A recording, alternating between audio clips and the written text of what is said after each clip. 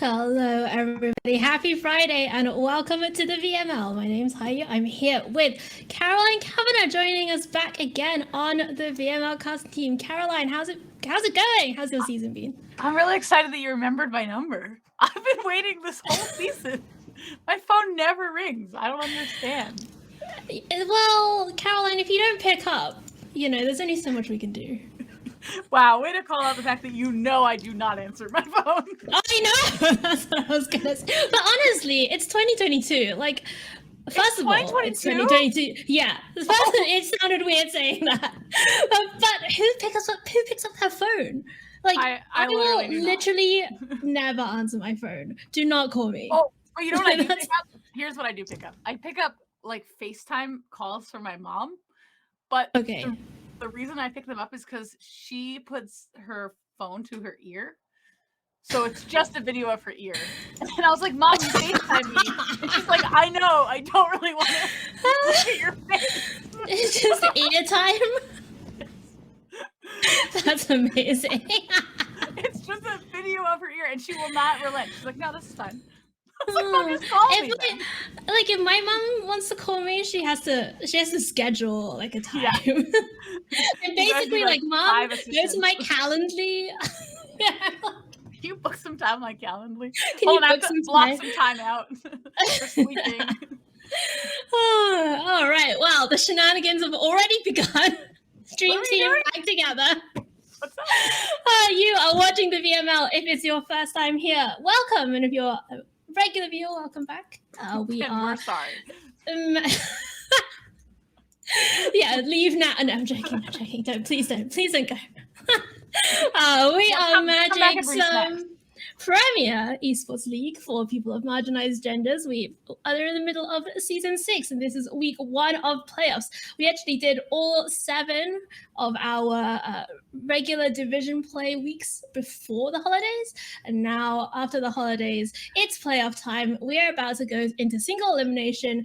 We are going to go down until we find a winner, and before we do, we want to thank, of course, our lovely sponsors, Wizards of the Coast and NRG Series, without whom the VML would not be possible. I was going to show my cool energy sweater that I'm currently wearing. It looks just like that logo. Yeah. Phoebe is like, no. We're going to show the actual logo on the screen. NRG Series. Who actually had the finals of their competitive tournament circuit today, I believe. I think it's 2 days. It's 2 days. Okay, so they had it today, and then it's back on tomorrow. So check out the NRG Series stream for sure. And our lovely Becky Bear, who is also a caster here in the VML, is a caster over there. So, continuity, synergy, etc., etc. And of course, thank you to Wizards of the Coast for, giving us the ability to make this league possible, and of course for giving us the invite to the set championships for the winner. That is what everybody is playing for. Currently, we are in the first week of playoffs. What? Sorry. Okay. You were on a flow, but sorry. I'm playing for something slightly different. Okay. What are you playing for, Caroline? Two-time VML champion Caroline. What are you playing for? I'm very excited for the token. That's what I'm here for. And I would like to announce publicly that you did not go to a coverage meeting in which I declared no matter what, the winner of this season would get a token, even if they already have one. So Ari and I are very excited. For those of you who haven't seen them, we did commission awesome Inkling Customs tokens for each of our winners. One token per winner was the stated policy at the time that we commissioned it. Okay, apparently some decisions have been made behind my back. We're going to have to talk about that later on. And of course, there's also a prize pool, $3,500, not too shabby for a 64-player tournament. Here we can have a look at our awesome prize breakdown. Top 16 are going to make cash, and that's actually very important because this week we are looking at the top 24, which is composed of people who came second in the division and the top 8 wildcards. And if you win your match this week in the top 24, you go to the top 16, and that is your cash. So not only are players playing to stay in the tournament, but they are playing for the money, Caroline. Well, so I'm in the money already? That's exciting. I didn't know that. just prizes galore for you, Caroline. My eye is on the prize, Haiyue. I want this token. I have ideas. I have plans. I have Christmas cards. You already have like the sketches, the art direction down. All right. It's going to be great. Should we have a look at our first feature match of the evening? Yeah. This is a cool one. All right, so look, we all know what West Standard is, right? There's a lot of Izzet Epiphany, there's a lot of control. We decided to try and bring you the non-Izzet mirror matches. Yeah, we tried as best as we can to bring you the non-Izzet mirror matches in the top 24. So we're going to start off with JesusLovesUnicorns versus Jana. JesusLovesUnicorns has brought Esper control, although Esper is a little bit of a misnomer, Caroline, because I literally scanned through this deck list twice, looking at every card, trying to figure out where the Whyte is. Can you spot it? Oh goodness, not at the size it is on the screen. What? Hold on, it's a trick question. Okay, all right. I'm thinking. I'll let you look. I'm thinking. I found the deck list. I'm thinking. Oh my god, I'm failing. I know. So the Whyte in this list is just the cleave cost of Path of Peril, of which there are 2 copies in the sideboard. Yeah, they're hiding out there in the sideboard. So there are some white lands, but as for control in the main deck, it is blue and black. It's your Considers, it's your Duresses, it's Leah, Disciple of the Drown. It's a copy of Toxrill, the Big Slug. And we're going to see how this matches up against Jana. Let's have a look over at the other side. And Caroline, I think you were telling me that this is actually a rematch. Yeah, so it's not a rematch in Dex, but I'm fairly confident that both Jana and JesusLovesUnicorn were in my division. And in week 6, they played, and it was an important match to me because depending on where the win fell, it would lock me in or out of top seed. Based on if I won that week. So I see. I was pretty invested in this match. And I actually spoke to Jana afterwards, and Jana was just telling me, like, yeah, it was a fun run. VML over for me, like, the bummer I lost. And that's not true, because here she is. That's like, she lied to me. Not even slightly true. I messaged her for questions this week, and I was just like, hey, wait a minute. You told me you were done. You are here. So yeah, I'm just saying, and don't say that you're done in the tournament before the end of the week, before the week 7. So. Well, I mean, Jana has actually changed it up very slightly, I believe, coming from the division play into the playoffs. I'm actually not sure. Don't quote me on that. But Goldspan Dragon in this deck was submitted as Izzet Dragons. I wasn't really sure whether she had previously been playing a lot of turns-based Izzet decks, but love to see the 2 copies of Goldspan Dragon here. Pretty nice against control. Yeah, I haven't dug into this list because honestly, I just spent a really long time looking for the Whyte splash. So it was difficult to find. But hopefully, like with cards like Go Blank in JesusLovesUnicorns sideboard, I assume, not the main deck. Hopefully something like Goldspan Dragon can kind of stick around in the hand long enough to do some smashing. Yeah, for sure. All right, let's head down to the action and find out who's going to come out on top of this particular match. Rematch from Division... You were Division 5? 4. Division 4. 4. That was close. But not. Let's have a look. We are watching from the point of view of JesusLovesUnicorns. One lander, not quite good enough. That one is going back. Siphon Insight and Sorin the Mirthless. Caroline, what do you think about Sorin, the new Planeswalker? Oh boy. You're really good at catching me on cards. I have absolutely no idea what they do. Hold on. What do they do? All I know is that he makes a 2/3 flyer with the lifelink vampire. and Yeah. I mean, I think planeswalkers in general are good in this matchup if they can stick around longer in the hand, because I don't think Jana has that many ways of removing them. And plus, one of the ways would be the Goldspan Dragon, which the vampire potentially protects from, sort of. That's a good point. Oh, this is a mulligan to a low amount of cards. Yeah, we do see it. Jesus Loves Unicorns all the way down to 5, keeping a hand of Jawari Disruption, Test of Talents, and Go Blank. Your favorite card. It's in the main deck! Oh, great! Love it! Yeah, no, Jesus Loves Unicorns came up prepared. We saw on her slide, she was ready for Jana to submit Izzet again. Yeah, I have some affinity for Go Blank. I like it. It's a good card. Meanwhile, Jana is not working with a lot of spells, Expressive Iteration and Goldspan Dragon in the hand, but that's a lot of lands to go with them. Agreed. However, Expressive Iteration is kind of a powerful Magic card. I don't know if you've heard. It's pretty cool. The rumor has reached me. You're gonna see this Jawari Disruption snapped off on the Expressive Iteration. Very nice, a little catch there. No better feeling than getting to force spike something. It's very very patient to not play that Go Blank. That I would definitely be like, oh, let's go. We have the Go Blank at home, by the way.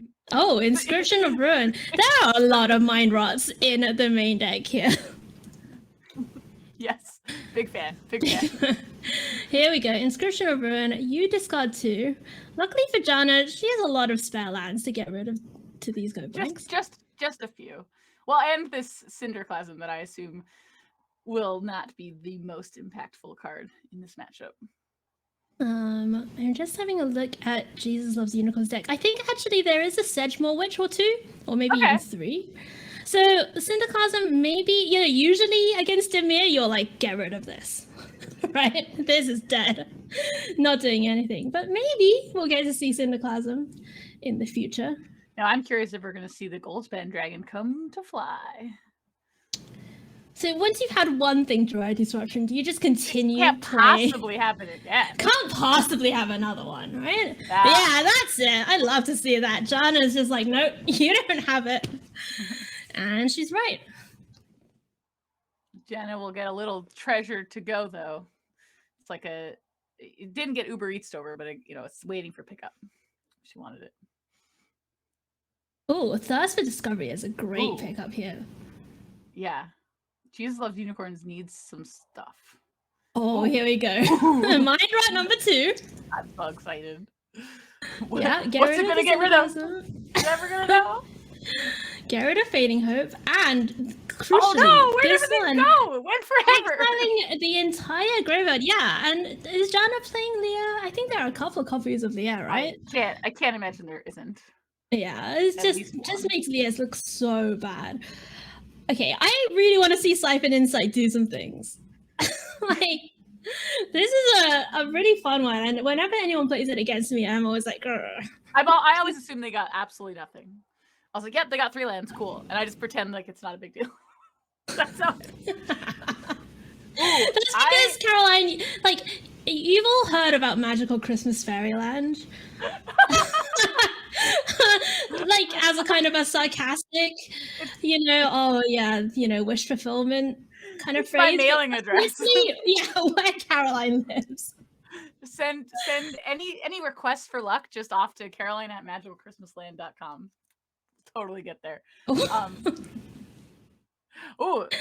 is actually this is the spot where Sorin's not necessarily great in this spot because of the Goldspan Dragon, but I think it is a powerful card against Jana in general. I am curious about this Windfall though. Are you going to Windfall here? It's tempting. It's unexpected. Right? You get so much mana. Come on, I don't get any credit for that. That was a very good joke. You literally read half of the name of the card. You want credit for that? Jesus Loves Unicorns deck. Divide by 0. Oh my goodness! Divide by 0 on unexpected windfall returns it to Jana's hand because she owns it. What a blowout! Jeez. I kind of forgot that was gonna happen. That was wow. That's just a hit to the heart, you know. And then Jana is just as flooded with mana, like can literally do it all. Yeah, you get rid of that environmental sciences. Don't need that one. Look at that. All of that was crazy. This Goldspan Dragon looking like currently like it's gonna go all the way for Jana. Only a few more hits. She does have a Divide by 0 and a Jawari Disruption of her own. Boy! Oh, it's time. Let's go. Jana sees the writing. She does not want this window to stay open for too long. Yeah. That is a whole of the Storm Giants. Not a very helpful. Yeah, not very helpful at all. Oh, is it get you back time? It is, but unfortunately with the land, like even with the hall, this isn't happening. Like even if Soren came down, the hall could still do it. There we go. So. And that's it. That's game number 1 going to Jana on Izzet Dragons. Goldspan Dragon going all the way there. You know, just coming down on turn number 5 and Jesus Loves Unicorns. Turn number 5 and turn number 6. That's true. Never found the answer. Oh, these cards are pretty. Oh, there's a Sedgemoor Witch in the sideboard, so I assume there's also some in the main deck? Yeah. There's 3 in the main, I think. We see them coming out. Wow, no love for the Meat Hook Massacre, eh? Doesn't need that one. Surprising. Just kidding. Yeah. Oh, interesting. Pill. Let's keep that out. The Thirst for Discovery did side out. Oh no, I guess one did, or maybe one's already in the sideboard. Okay, we actually do see Meat Hook Massacre kind of being considered here. Okay, can we at least talk about things I do know? Okay. Can we talk about how Jesus Loves Unicorns deck is super pretty? Oh, the commitment to the full art, the swag. All for it. The styles, yeah. This is why MTG Arena was made, you know? I'm giving Jana like F- on styles here. Land choice, no sleeves. I'm just saying.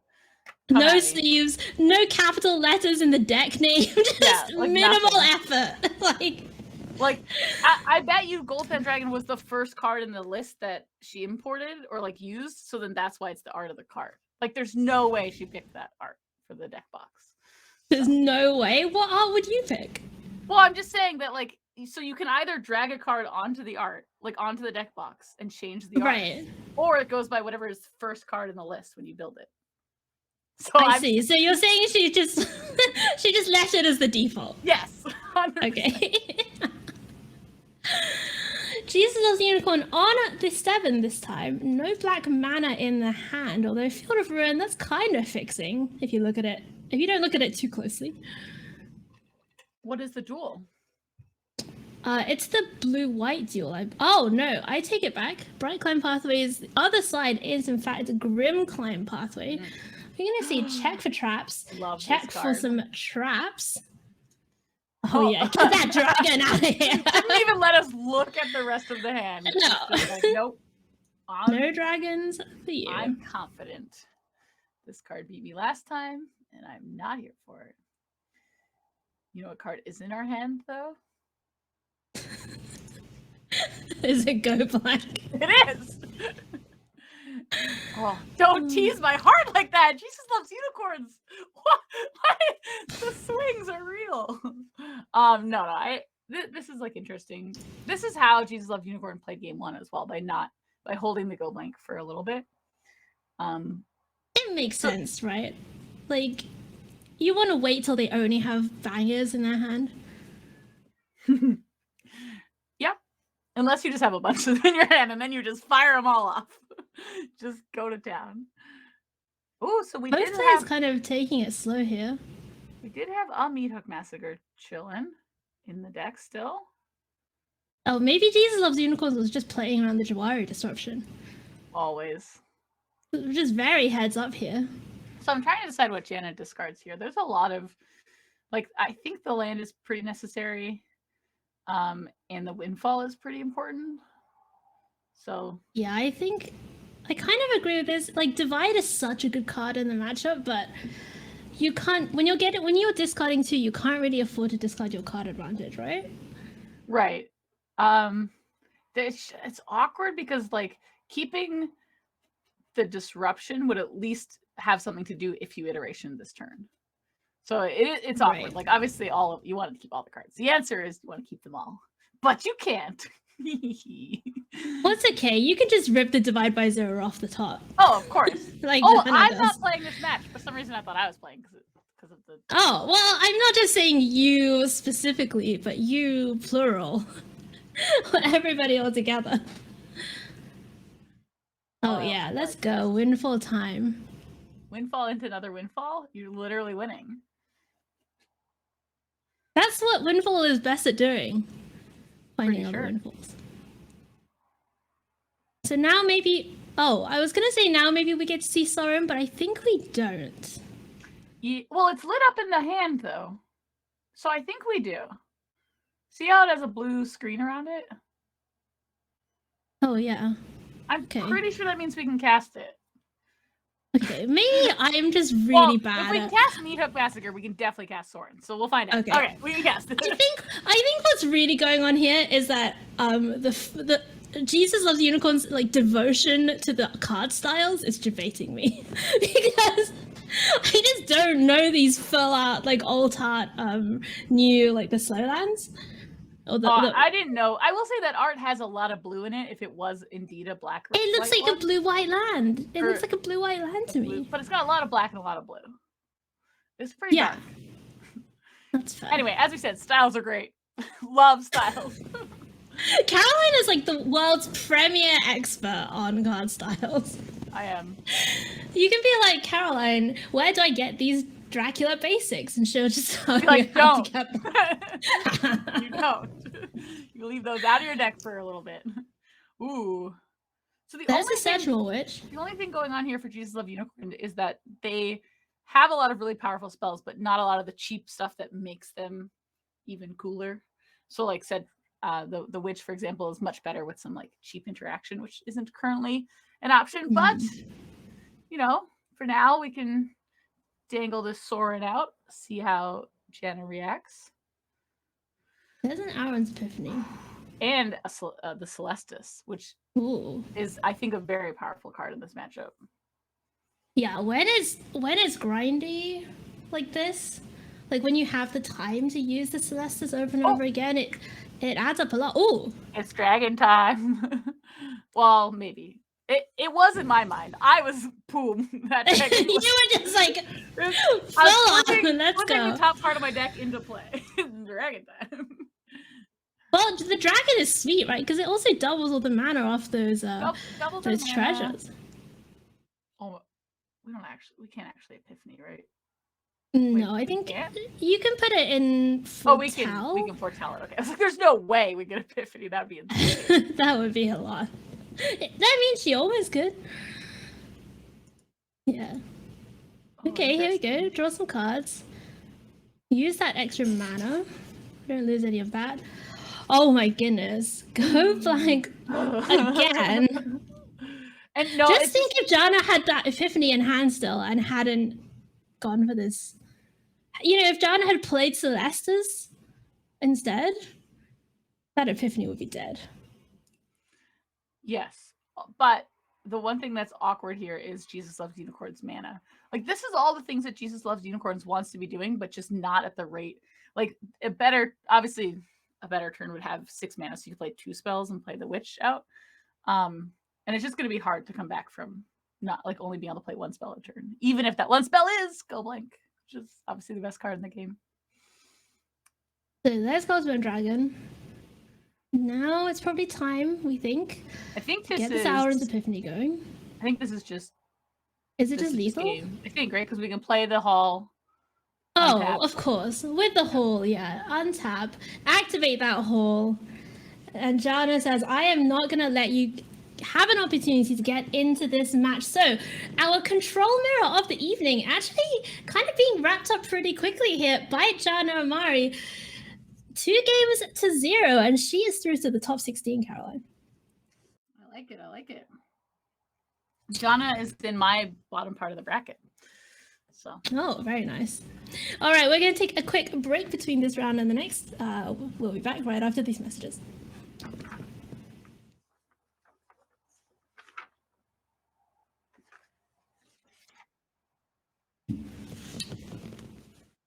Wow, so I shouldn't tell any cool secrets?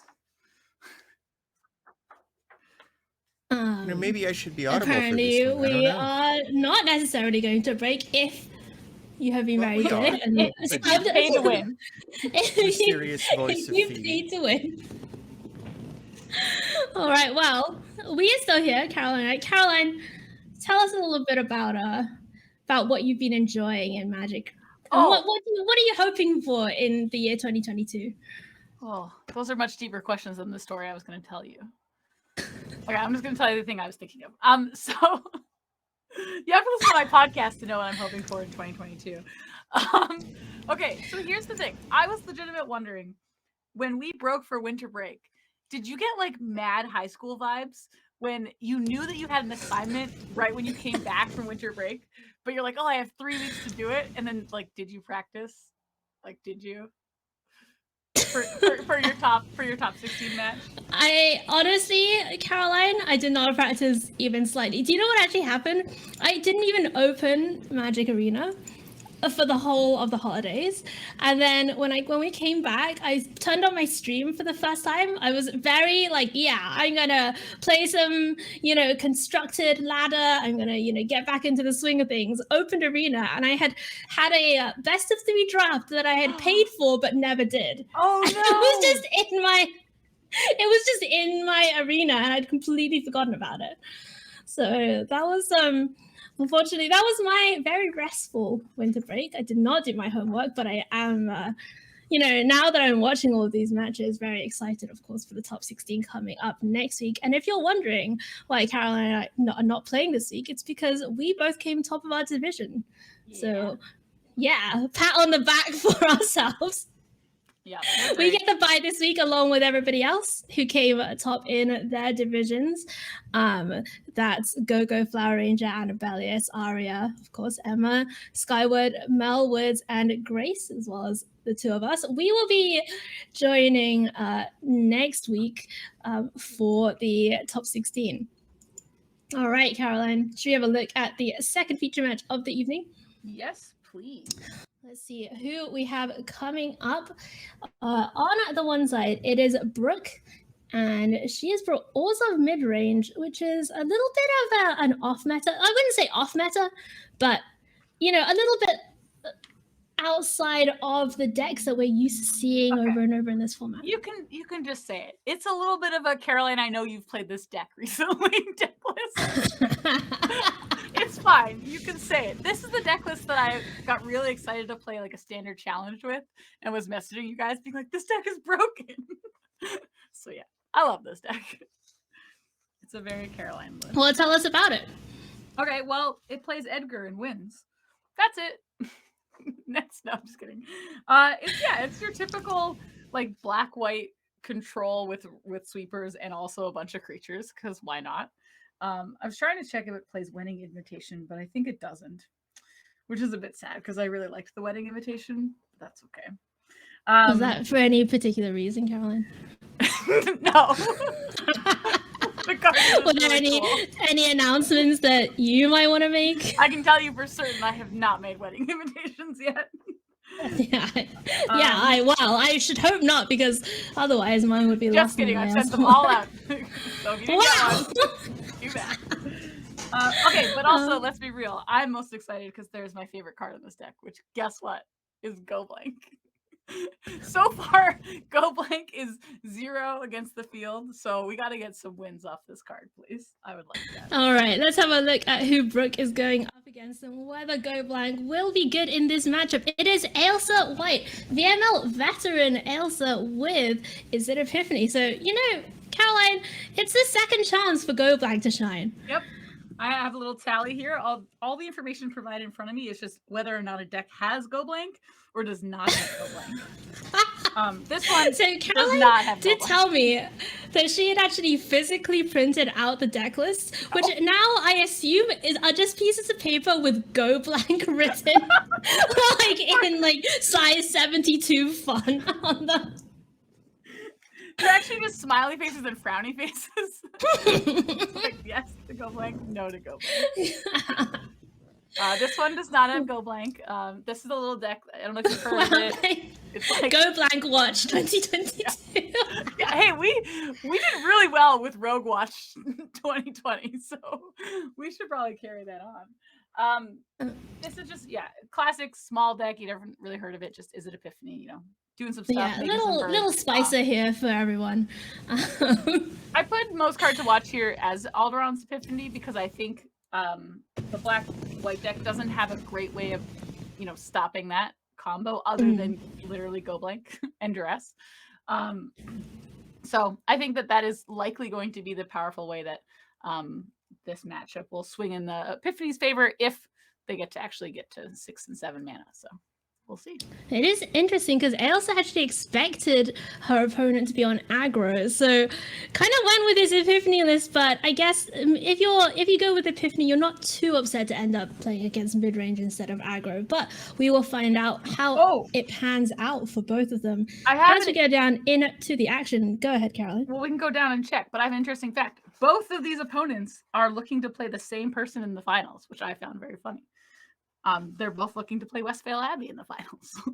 So, oh yeah, there's actually a very funny thing that we did not mention, which is that Caroline and I split up. Like we ask these questions every week to the players in the feature match area, and Caroline and I were both obviously meant to ask the same questions to the competitors. However, you will notice that half of them were asked, who do you hope to face in the finals? And half of them were asked, who do you least hope to face in the finals?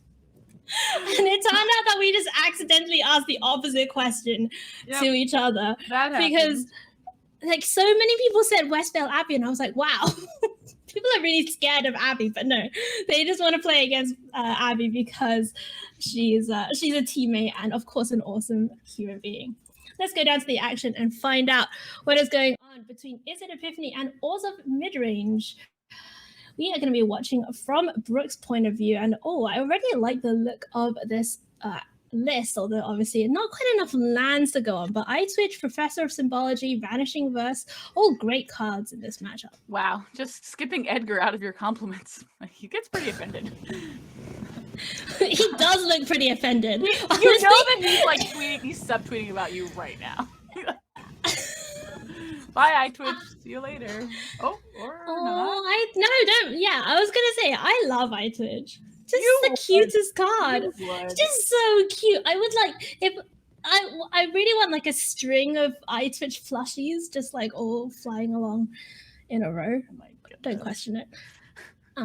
Also has one of the best creature type lines in Magic. Wow, Edgar is eager. He's like, yo, play me. Oh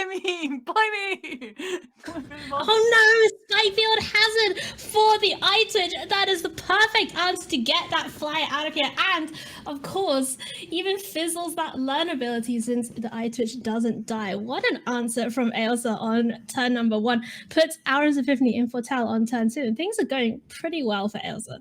Ailsa also has what I think is probably one of the most powerful cards in the matchup, which is the Celestis. I think Black-White just has no way of interacting with it, and so it will just stick around forever. I'm pretty sure. Oh, yeah, because I think their only removal is like the exile monocolored thing, which it is not. So yeah, no, you're a bit correct. of a problem. All right, Faceless Haven, though, that is quite a nice one as well for Brooke. You don't often see it in these more controlling decks, but since she's playing all these snowlands, it makes a lot of sense. Actually, the best like top deck wasn't the Haven, it was the previous 1-drop. The turn before we drew the 1-drop, so now that they can cast this draw 2, that's pretty powerful. It's gonna Deadly Dispute is so sweet. It's just such a sweet card. Finds a copy of Loth as well as iTwitch. And I kind of wanted to actually talk a little bit about this double Edgar in hand, Caroline, because I did discover while playing Crimson Vow Limited that Edgar is an infinite combo with himself. How so? Because if you have one Edgar and you play the other one, you legend rule, and it becomes the coffin. And then when it flips back, you legend rule the other one. It's so sweet.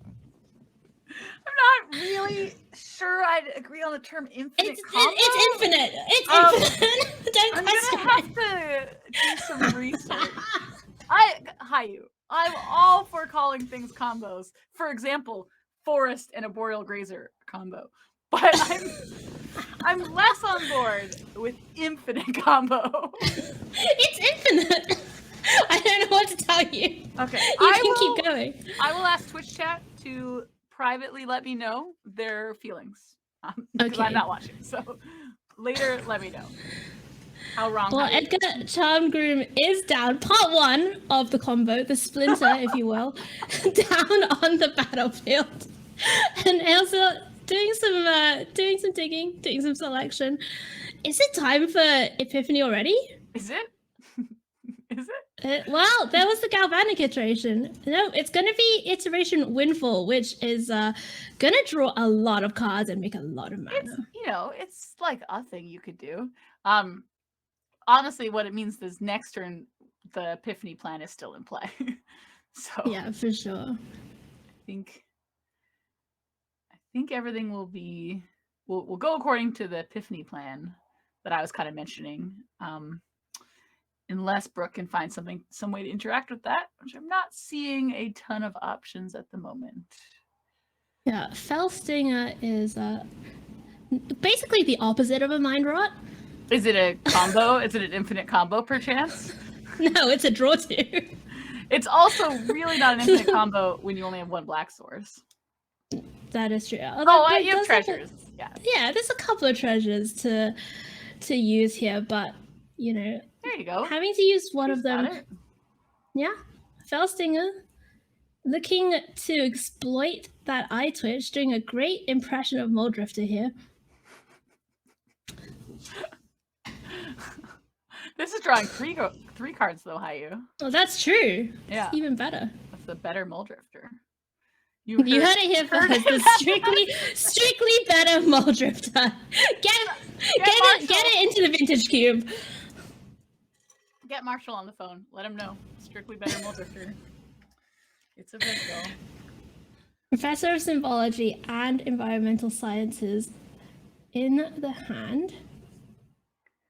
So, okay. Are we gonna? I think it's time. It's time. Oh, it's more than time. Oh, baby. How many iterations would you like? How many do we get? It's 3, but that's essentially infinite, I think. Because you get 6 birds. So 6 birds attacking. Is there a Are you gonna do a sound effect for each bird? I guess there's a death touch in place. There is. Would you like 6 different cacas? Because I'm not doing that. I have some professional levels. Haiyue, come on.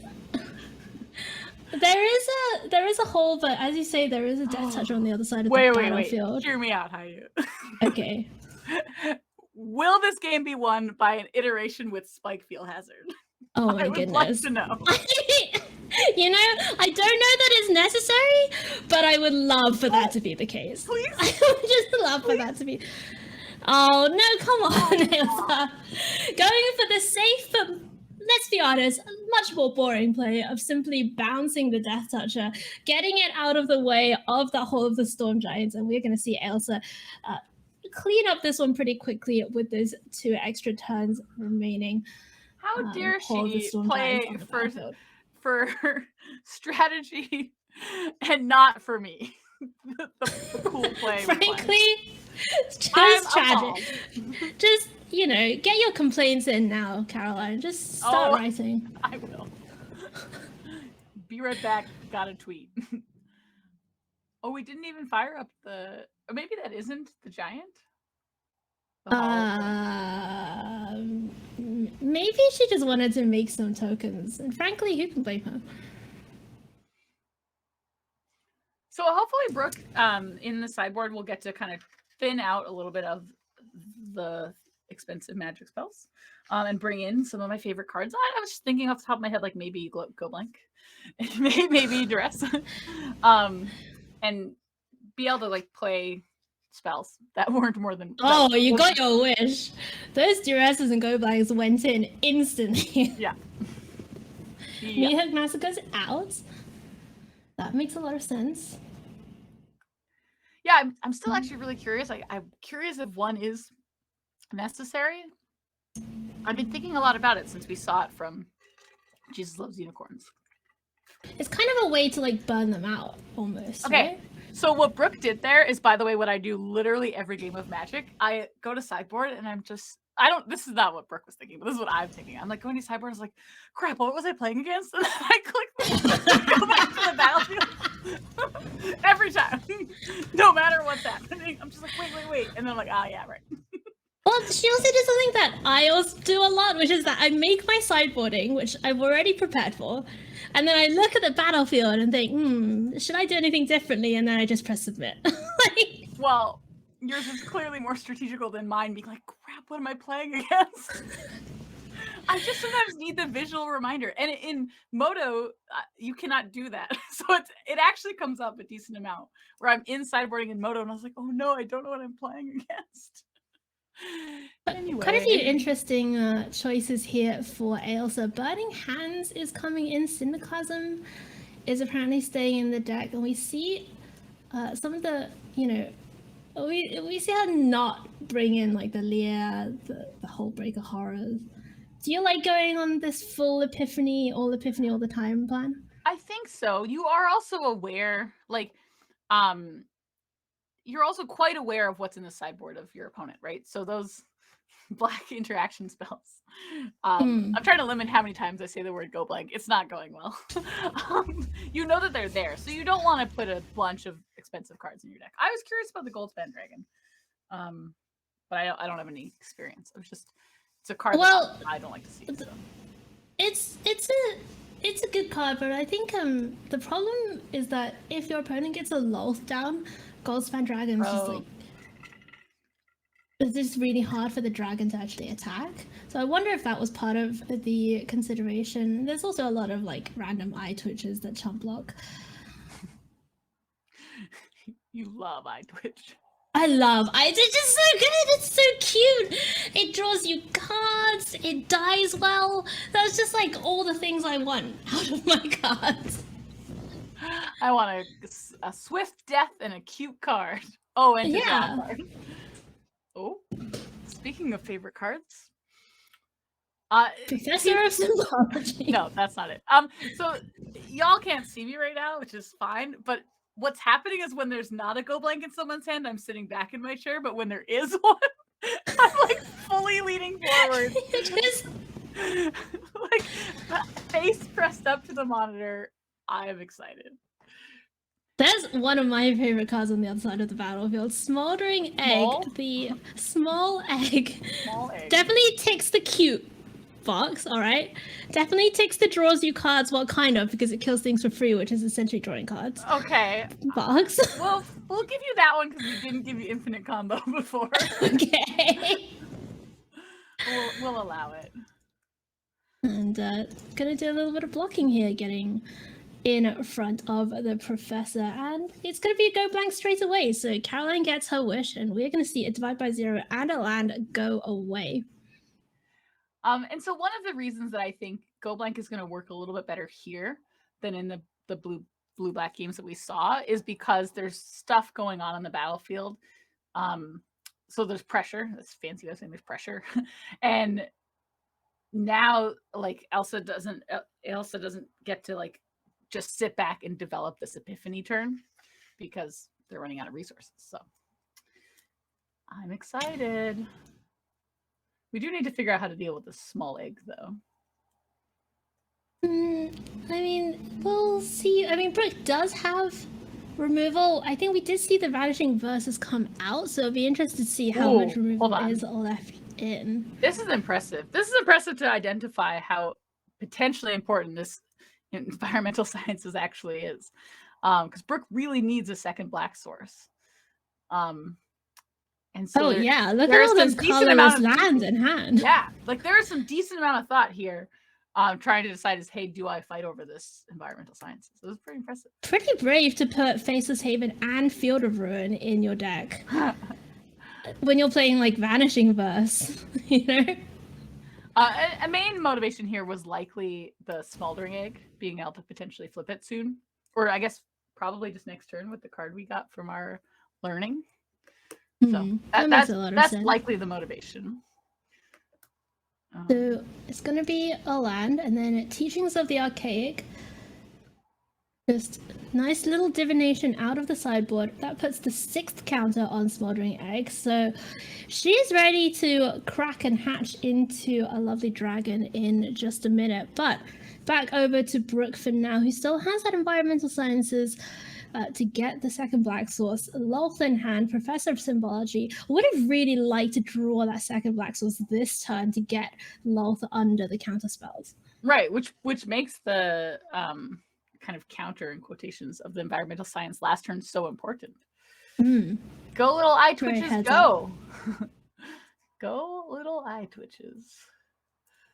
Also, the name has a pun. It's just the perfect card. I really wish that I had not gotten you a Christmas present yet, because I would know what to get you. I'd get you like some sort of eye twitch art or something. Maybe next year. Eye twitch is eternal. Well, I did send out Christmas cards that all arrived like this week, so I'm trying to decide. Maybe Twitch chat can let me know. Does that count as next Christmas? Like, I'm just good for 2022, right? So they all arrived this year in 2022. That is. I do not think that counts for next year. It's like chronologically much closer to. Well, you got yours in time, so I have to give you a new one. I'm just saying for everyone that got them late. I think I can I'm getting a new one. It doesn't matter. Okay, yeah, you'll get a new one. As I'm concerned.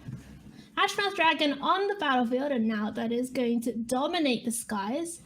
And we're going to see Ailsa put Aaron's Epiphany in the Foretell Zone. Second Epiphany ready to go as well. So as soon as she untaps, there's going to be quite a few turns, one after the other. But Necrotic Fumes, first of all, is an answer to this Ashmouth Dragon. It is. And it's step one of the problem. But we're in Epiphany land now. And we could, and by Epiphany land, I mean the 6 mana. We have 6 mana. That's Epiphany land. And so it could be tough. Where is Epiphany land located in relation to Magical Christmas Caroline land? Oh, I've never played an Epiphany deck, I think. Like, not successfully. Whoa. So my guess is it's not nearby. You sure you should be saying that in public? I'm pretty sure it's next to your island.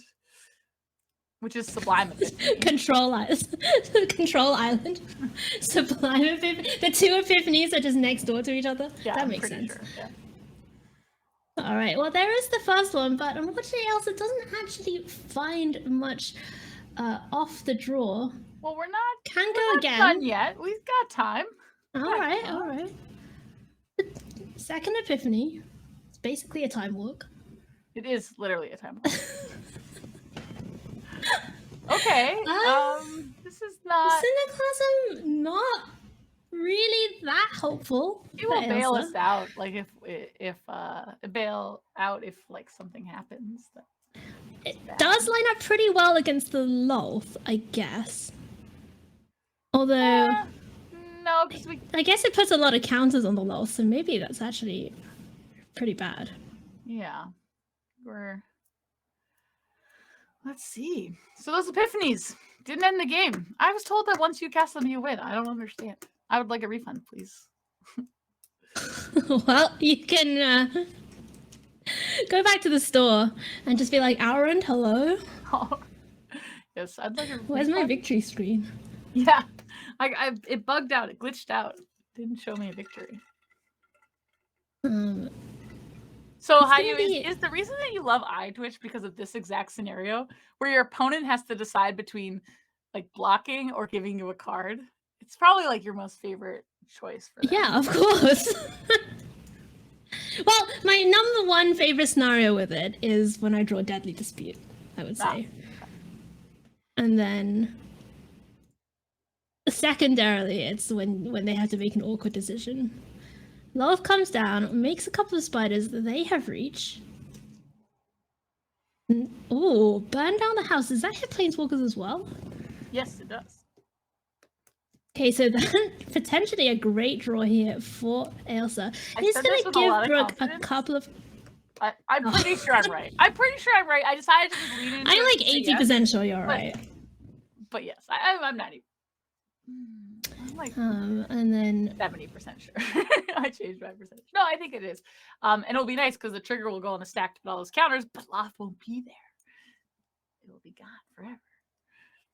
This is the kind of the problem you run into when you're the control deck against this kind of mid-range deck. You know, it doesn't look like Brooke had a lot of creatures going on or a lot of aggressive force, but has just been getting in turn after turn with these eye twitches, MVP of the game so far. And Ailsa down to 9. If she fires off this burn down the house, you know, there's still Faceless Havens on the other side. There's still just...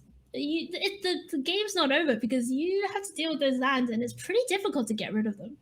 Yeah, I think it is a great draw, but it's not the end of the path to victory. But these Faceless Havens might be the end of Brooke's path to victory. Tree.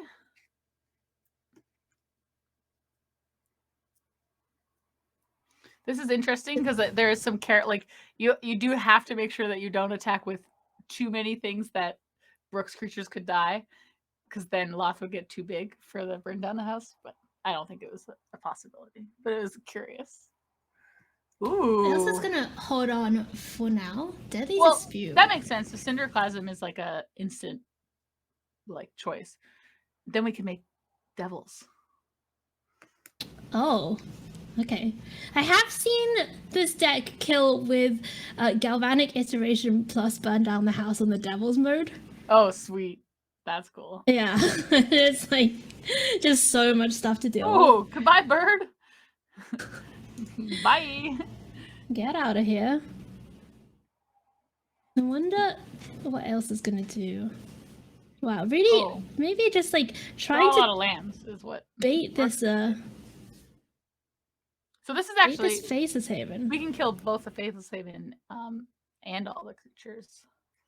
So that's helpful. Brooke does get a billion cards though. Two cards? Well, 2 cards, but does Brooke have how many copies of Mascot Exhibition does Brooke have? Because usually these decks play more than one. It's just the one? I have no idea. Because back in the day when this deck was the mono black version, oh yeah, 2 copies. And I saw that. When it was the mono black version, they used to play like 3 or 4 copies of Mascot Exhibition. And I saw that on the printout, by the way. I heard your clicking, and I was faster because mine's printed out. There's one. Okay. There's... Oh, hello. What Could get Confront the Pass. That returns a Planeswalker with mana cost X or less, I believe, to the battlefield. We got one of those in the side in the graveyard.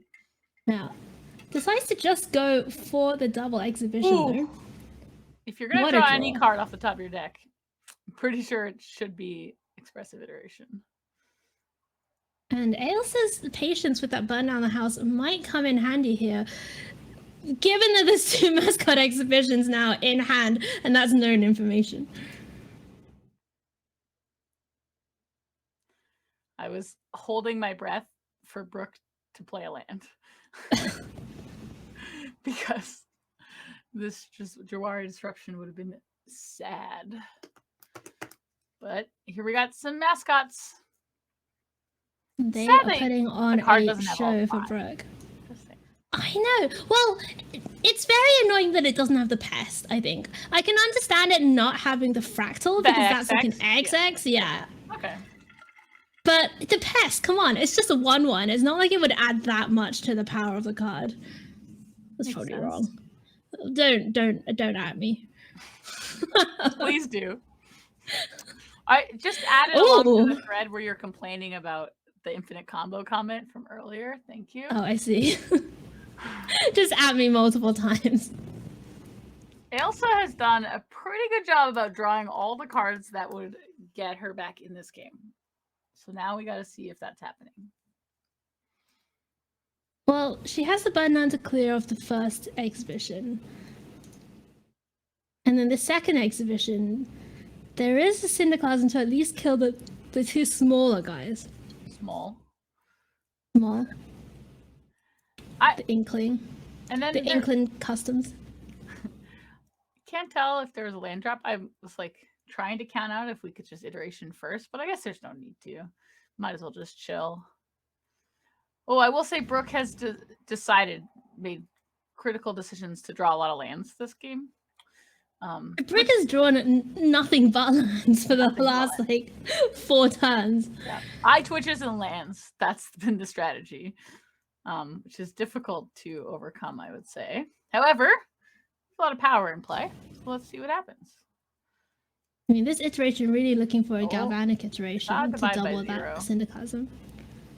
Divide not so good against the tokens, Caroline. No. Oh, yeah, you're right. Great point. I was gonna be like, no, it's great, but no, you're right. You can't use it.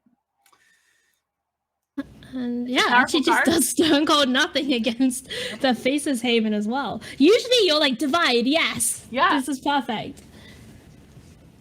I'm gonna hold on to it anyway. Oh. I like it. Can we just cast it? Okay. Yeah, I think so. Yes. We can. Found the Hall of the Storm Giants as well. That's a clock if we need it. Eventually. Well, for Ailsa, she is at 9 life, so not exactly, the kind of life total facing down 9 power on the other side of the battlefield that you can be like, well, I'll just swing out. I mean, you're not used to hitting the attack all button, Haiyue. Take it from me, it's easy to do. You just go click attack all. Here's your infinite combo. Are you excited? No, it's half of the infinite combo. It's only Splinter. It could be the twin side. You literally don't know. That's true. They are literally identical cards, which is basically what a twin is. Okay, never played so I'm led to believe. I will document one of them as twin and the other one as Splinter, just for you. Okay, sure. You got a deal. So this is actually kind of interesting because Ailsa can put a bird on the 4/3, right? And then I guess we also wait. What happened to the hole? We could have fired up the hole, right? Yeah, a little bit surprised there to not see the hole get fired up on this particular turn. We also didn't. Oh no, never mind. I guess we're gonna just do it later. Okay. Oh, nice. Faceless Now Edgar playing double duty. I mean, we've spoken about this before, but it did not need vigilance as a card. I love Faceless Haven. It's sad as a 3/3. Okay. Divide by 0, sending Edgar back to hand. I assume we get our own mascot expedition. Nice. And now it is going to be Cinderclasm at least taking care of Faces Haven, the Inkling, and the Spirit. So Ailsa doing a pretty good job of stabilizing this board, and we'll see whether Brooke can really get that last 4 points of damage through or not. Is there anything that one deals with the 4/4? Just saying. Oh, that one definitely deals with the 4/4. Ailsa's just drawing like a god here, just ripping them off the top. Man, if I knew that that's all it takes to play, no, I'm kidding.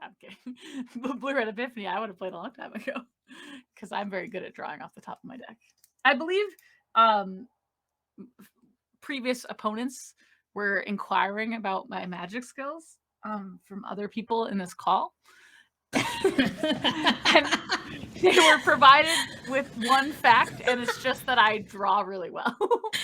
Yeah, so for those of you who don't know what Caroline's talking about, what actually happened is that this season in the VML, we created this awesome mentorship scheme where newer players get paired up with, veteran players of the VML to get a little bit of help with their deck building, deck selection choices, maybe do a little bit of testing each week. And my mentee, who was very lovely, played against Caroline one week. And she was kind of asking me for advice, and we were chatting about it. And literally, I think the first words that I said were, yeah, Caroline's very lucky, so you have to assume that she always has it. Yep. And I found out later from this player that you were not the only person to tell them that. Maybe 2 additional people also shared this information. 2 additional people? There's oh my 3 goodness. total. So, yep, that happened. It was also true, though. So... Divide by 0. Things have changed a lot. Sending Edgar back to hand again. And now it's time for Ailsa to start swinging in. Could we have attack? With Oh, the team. I was like, why didn't we attack with Hall? But now I see why. The Field of Ruins ruined our day. Our Hall of the Day. Hall of the Day. Yeah, I assume it's a different. Wow. It's like you you open should a name door. magic cards. It's a different hall every time you open it. It'd be kind of fun, actually. Oh, Hall of like word of the day, like Yeah. Hall of the Day. It's like wordly, but with halls. You're like, oh, I wonder what I'm getting today. Okay, Edgar, Frick. you're here again. Get out there. One more time. I just want to see the infinite combo once. You know? Oh boy.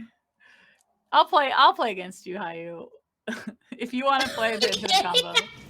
Sure. I'll play like a Scoot Swarm deck or something, give you some time. So you can see it. Oh, the combo's not good against Skizz. That's probably true. I mostly just really like Scoot Swarm. Can you put Skew Swarm? Like, we should just build like the most Caroline deck ever, and it would just be like Skew Swarm, Go Blank. Go Blank. Go Blank.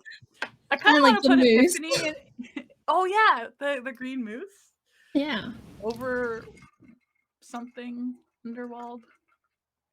Overworld Horror? No, That's the backside, I guess. that's the backside. It is horrible. I legitimately saw the card when it came out. I was like, oh my gosh, it's such a cute moose. And then I saw the other side. I was like, oh my god, I never want to see it again.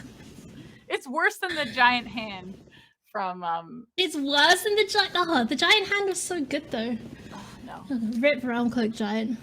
Never really made it in standard. It was only like probably the 50th most powerful card in Throne of Eldraine. But The sweeper with a 7/7 attached. I'd like to point out here that if Brooke does draw another Edgar, you don't get your infinite combo. Oh no. Dead. No, it's fine because when this Edgar flips back, it will. But that's not it going to will happen. Well, it might. But, Well, it might. It's unlikely. Well, actually, There's I don't also know. a Demon Vault in Fortel now for Ailsa. Sure. Oh yeah, your combo doesn't work if both of them get killed. Wow, Vanishing Verse is looking really awful against these no. mascot exhibition tokens. Yeah, I guess it's only to kill like dragons and Lier. Doesn't or It kills Leah, it kills. I guess it it kills kills egg. Pinchy as well. It kills egg. Yeah, I mean it definitely has a lot of applications. Oh yeah, for sure. This game is super tight actually. As much as I've been joking. I know like, we're like kind of dismissing this Orzhov deck, but well, it's no longer like it's just I don't know, a little bit of like a game of limited, like how much can I attack with? It's kind of interesting. But that Spike Field Hazard, I wonder if that changes how things are going down. can you even attack here with the 3/2? I think you have to. I think only the 2/1, if at all, can get in. Is Edgar coming back? No, but it's gonna make another 1/1 and then another 1/1. Like, Wait, but what about if we kill the 1/1 and attack for 5? Then aren't we presenting lethal? I guess you're right. I mean, I have not thought about that. Well, But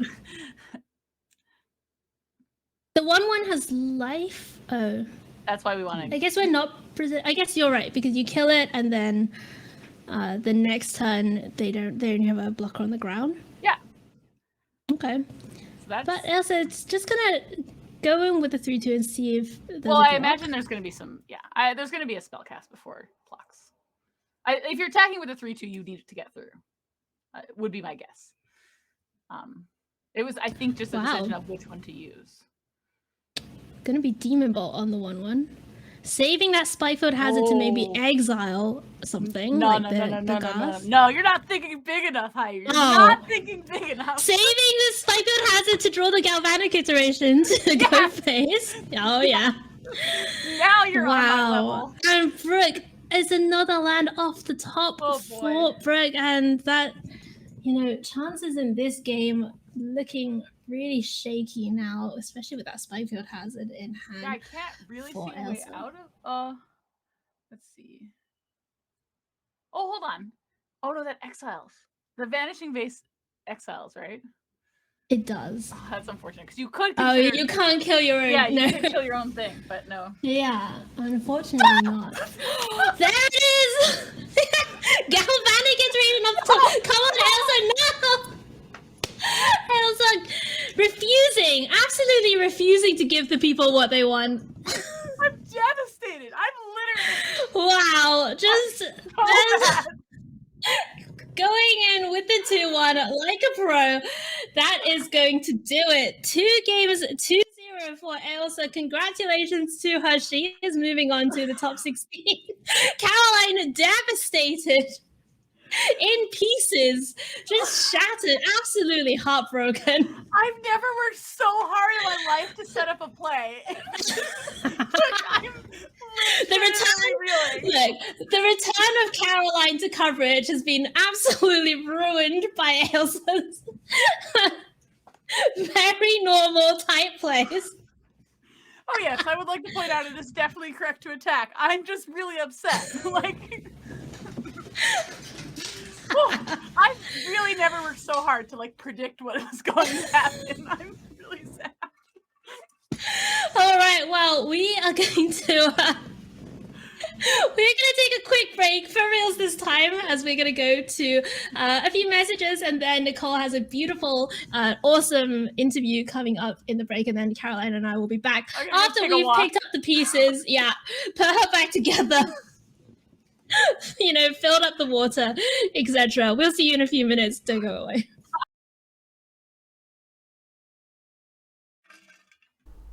Hello, everyone, and welcome back to Interview with the Vampire. I, once again, am your mistress of midnight, Nicole Callahan, joined here by the wonderful Zabracus. Zabracus, how are you doing tonight? I'm doing lovely. How are you doing? You look wonderful. Fabulous. You should be doing lovely, fantastic, exceptional, because at a 5-2 record, you are in the VML playoffs. Top 24. How's it feel? Yes. I'm excited and nervous. Good to be back.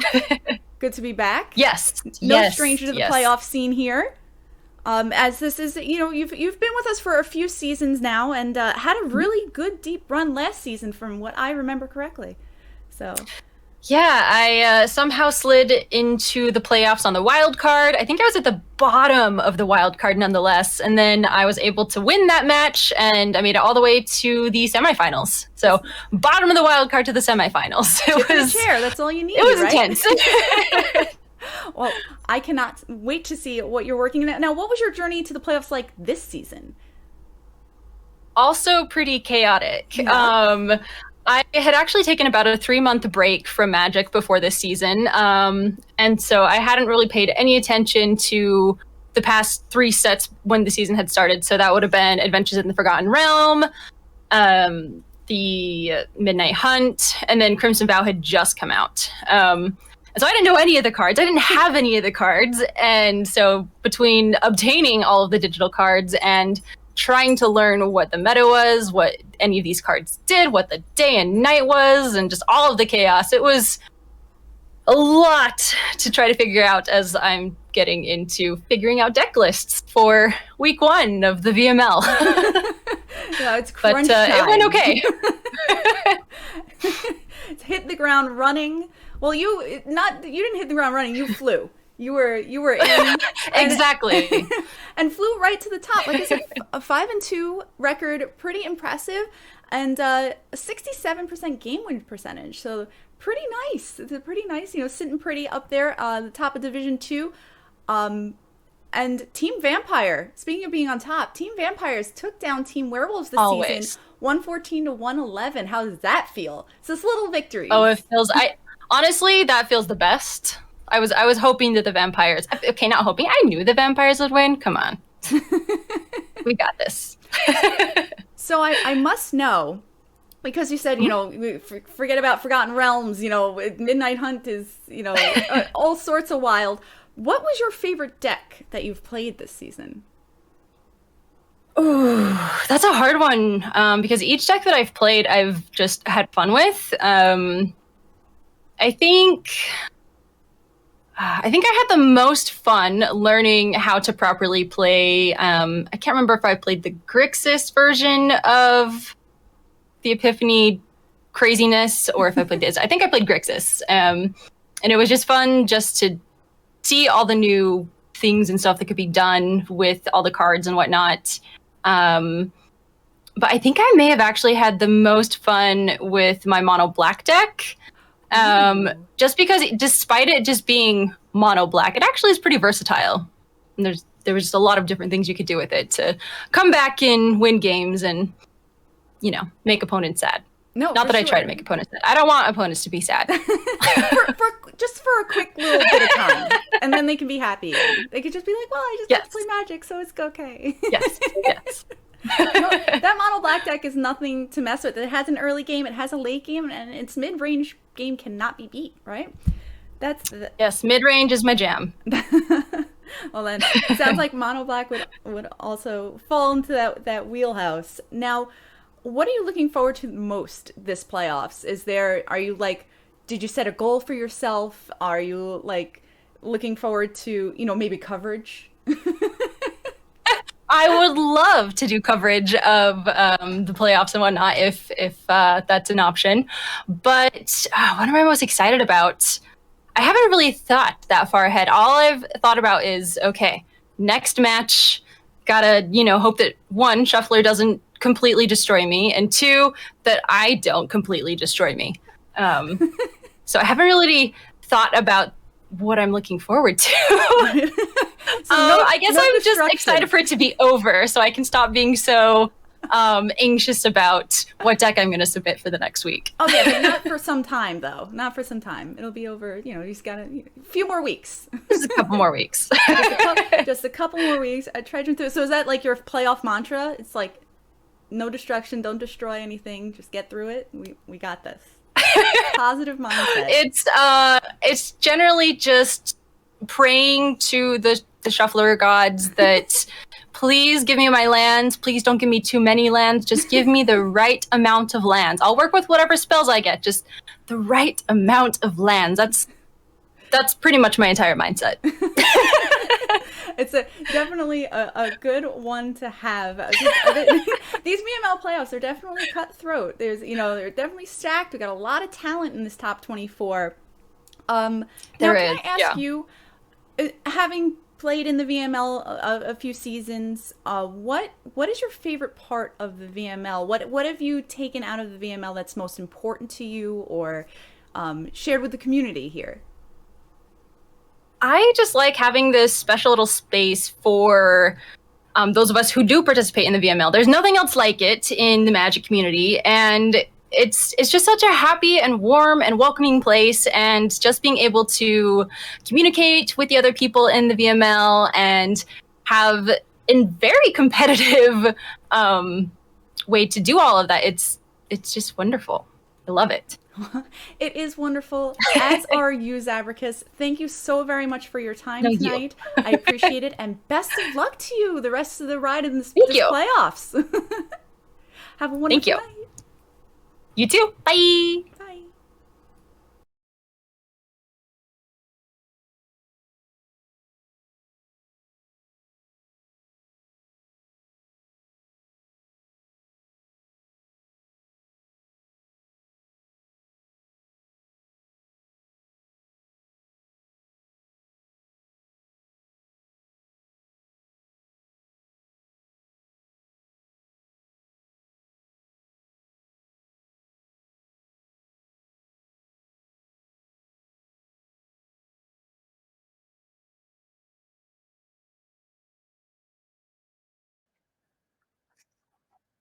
Wizards of the Coast are brought to you in partnership with NRG series. Hello, and welcome back to the VML, sponsored by Wizards of the Coast and brought to you in partnership with NRG series. My name is Haiyue, and I'm here with the mightiest of linguines, Caroline Kavanagh. Caroline, what a beautiful interview with Zabracus. Just an awesome member of the community, and we love to see her here on the VML. Okay, so totally agree, but I have to come clean. I was not listening because I was working really hard on clipping the clip and tweeting it out. The clip of you being just absolutely destroyed by us. That is what I did on my break. But we're nothing if not self-aware on the VML. Just letting you all know. Just straight out there. Tells it like it is. You know? I'm sure the interview was great. If it makes you feel better, I'll go back and watch it. I'm just telling you what I did. It was great. You should go back and watch it.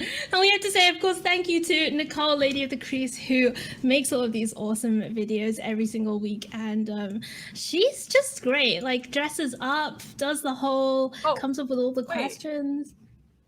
Nicole doesn't look like that when you hang out with her? No. Oh. When I hang out with her, she looks like kind of covered in fur, and she has like these yellow eyes and weird. So, whenever I hang out with Nicole, she always looks like that. Okay.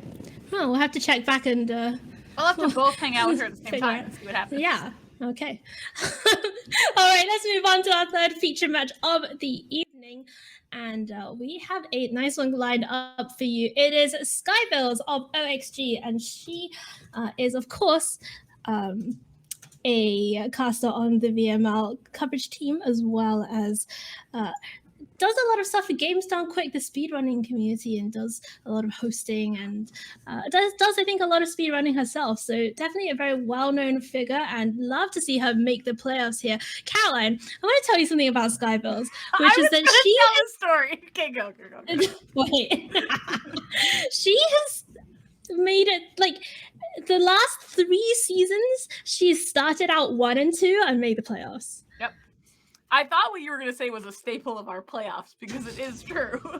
I mean, that's definitely true. Yeah. I happen to like Skybilz' answer to question 3. I mean, I'll still be there, so you'll just have to show up, Skybilz. Sorry. Okay, well, it's pretty funny because there was a second part to the sentence which I edited out. What was it? It was because I'm in the same semi-finals as Aria, otherwise it would be her. Oh. Wow.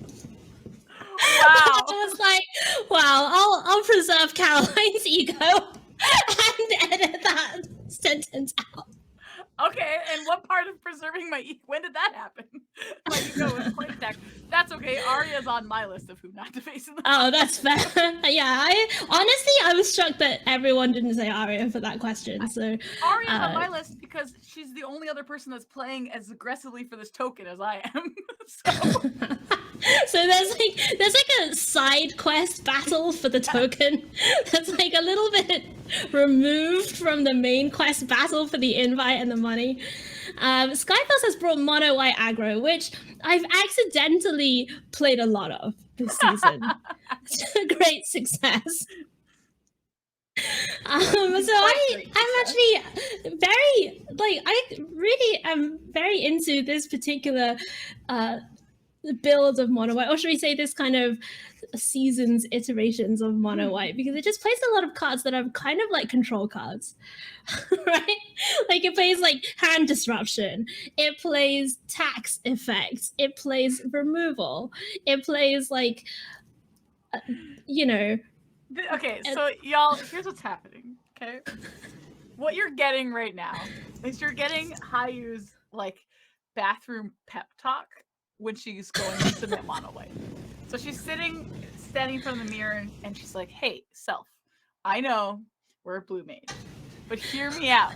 Here's why this mono white creature deck is actually a control deck." Well, it is a control. Oh my god. Okay. What actually happens is that every week when I want to submit mono white, Aria's like, Haiyue, do not submit mono white. Just submit an Epiphany deck. And then I'm like, yeah, but mono white is a control deck, and then I submit it. Anyway, Skybilz bringing the mono white, anticipated control, anticipated removal, put 4 copies of Spellbinder in the main, and like I think 2 to 3 copies of Guardian of Faith, which you usually see in the sideboard there in the main deck as well. So very hateful version of this mono white aggro list.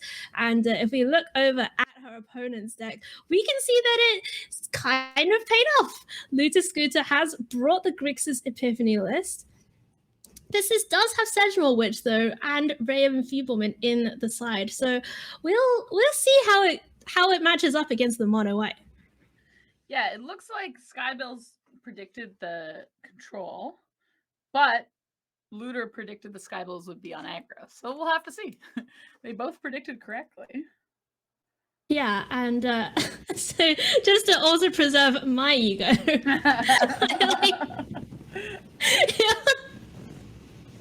it's very funny because we just talked about how I talk myself into submitting mono white every week. Well, a lot of weeks. And Luta's like, you're afraid of facing Haiyue. She's good at playing control.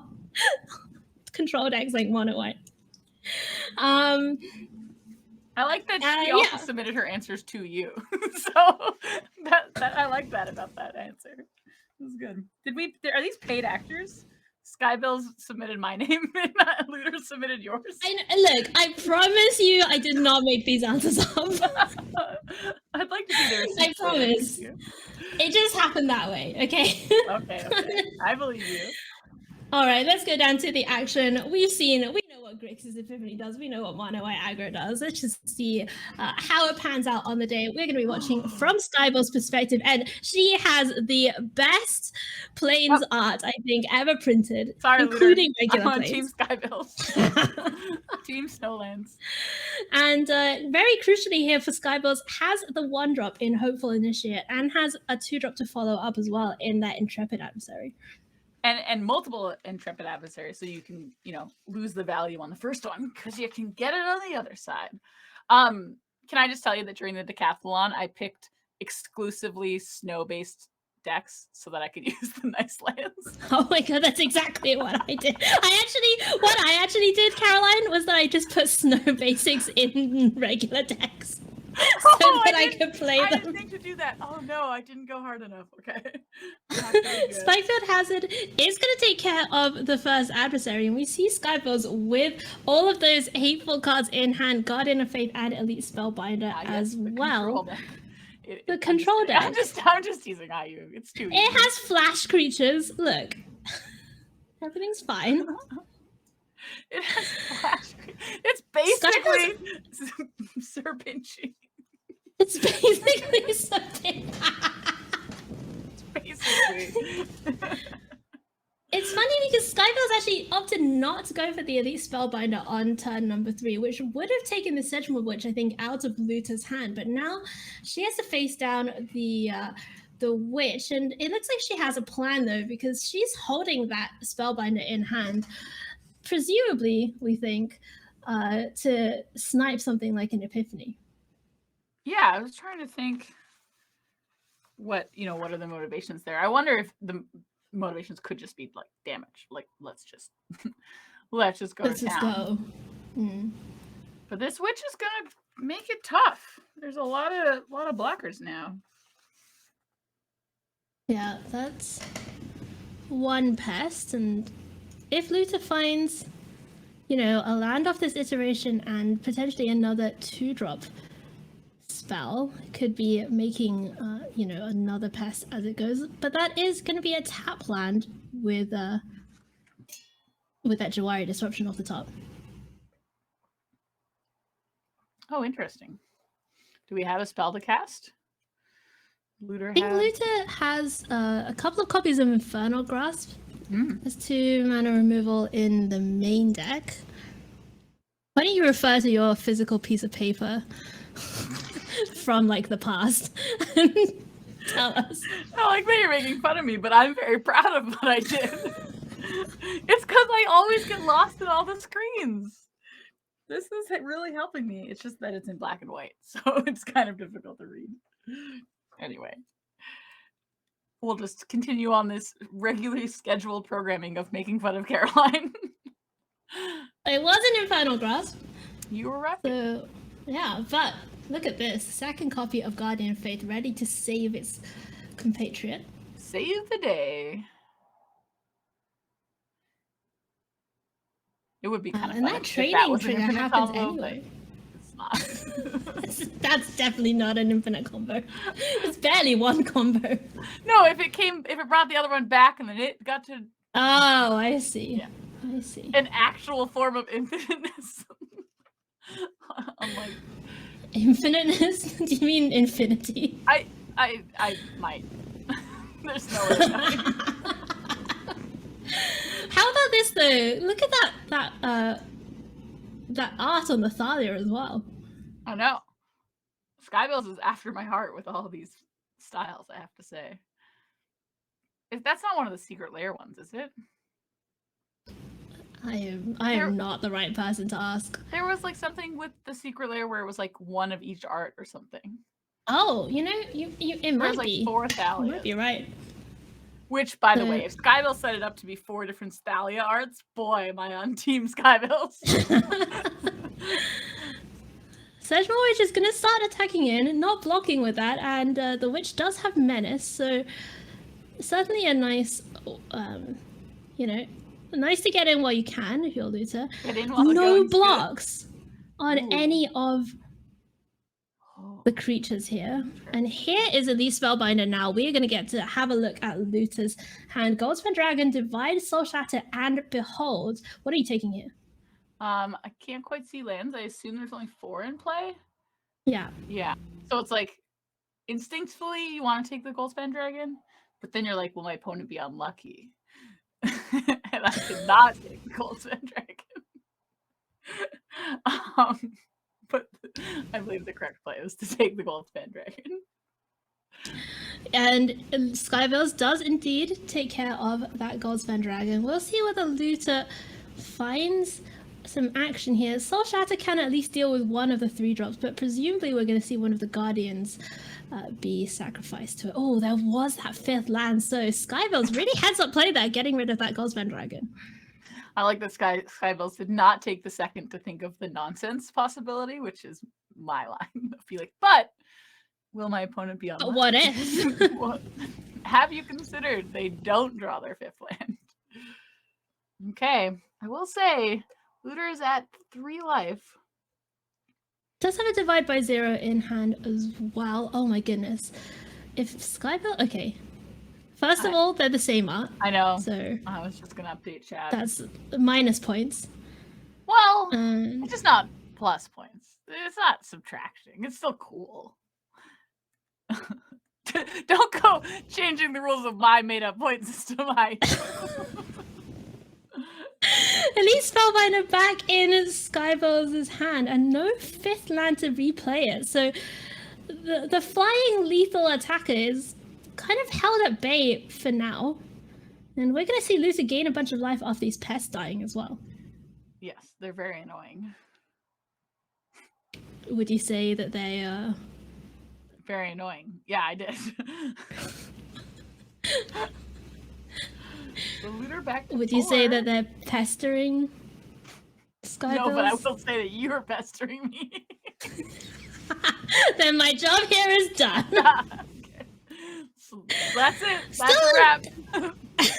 Look, Luta's not still, in a little bit of a precarious position, right?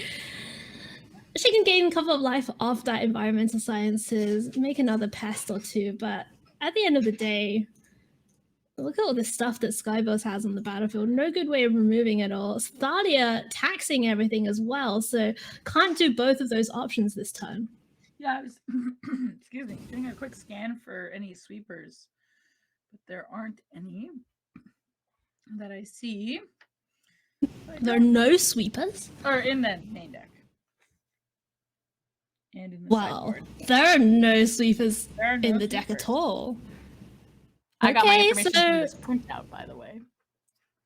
Yeah, I gathered. Oh, why does anyone even show up? Just honestly. I don't even know. I feel like we've gone full circle, right? When we started out, you and I, we were like pretty nonsense. We were kind of just running this rinky-dink operation, and then like as we grew and grew, we got better casters and trying to make it more professional. Like trying to make it like a real. Well, you should have forgot my number then. Real coverage team, and then now we're like all the way back to just being like. Yep. Bullying each other for printouts. Yep. That's the stream. That's it. That's the true spirit of the VML. Relentless bullying. Yep. You love to see it. How's Lisa gonna respond here? The Sedgemoor Witch is finally gonna have to jump in front. Did she stay alive? I would tell you yes or no, but I was just gonna wait for it to happen instead. Okay. The answer is yes. Okay, I like it. Oh, but we did get a spoiler from the list that there are no sweepers, and I guess I should double check, but I'm not seeing anything. Oh, that is I did see a looter blow up it. when I looked back up. Okay, what is the white sideboarding? Haiyue, this is your time to shine. Well, it's interesting because usually you want Guardian of Faith, but there are no sweepers, so you can cut those Guardians of Faith. I would personally bring in Redain here in this matchup because more taxing. More of the Skyclaves is interesting. It does make a lot of sense if you are expecting Sedgemoor Witch to gum up the ground. So it's funny. You can just.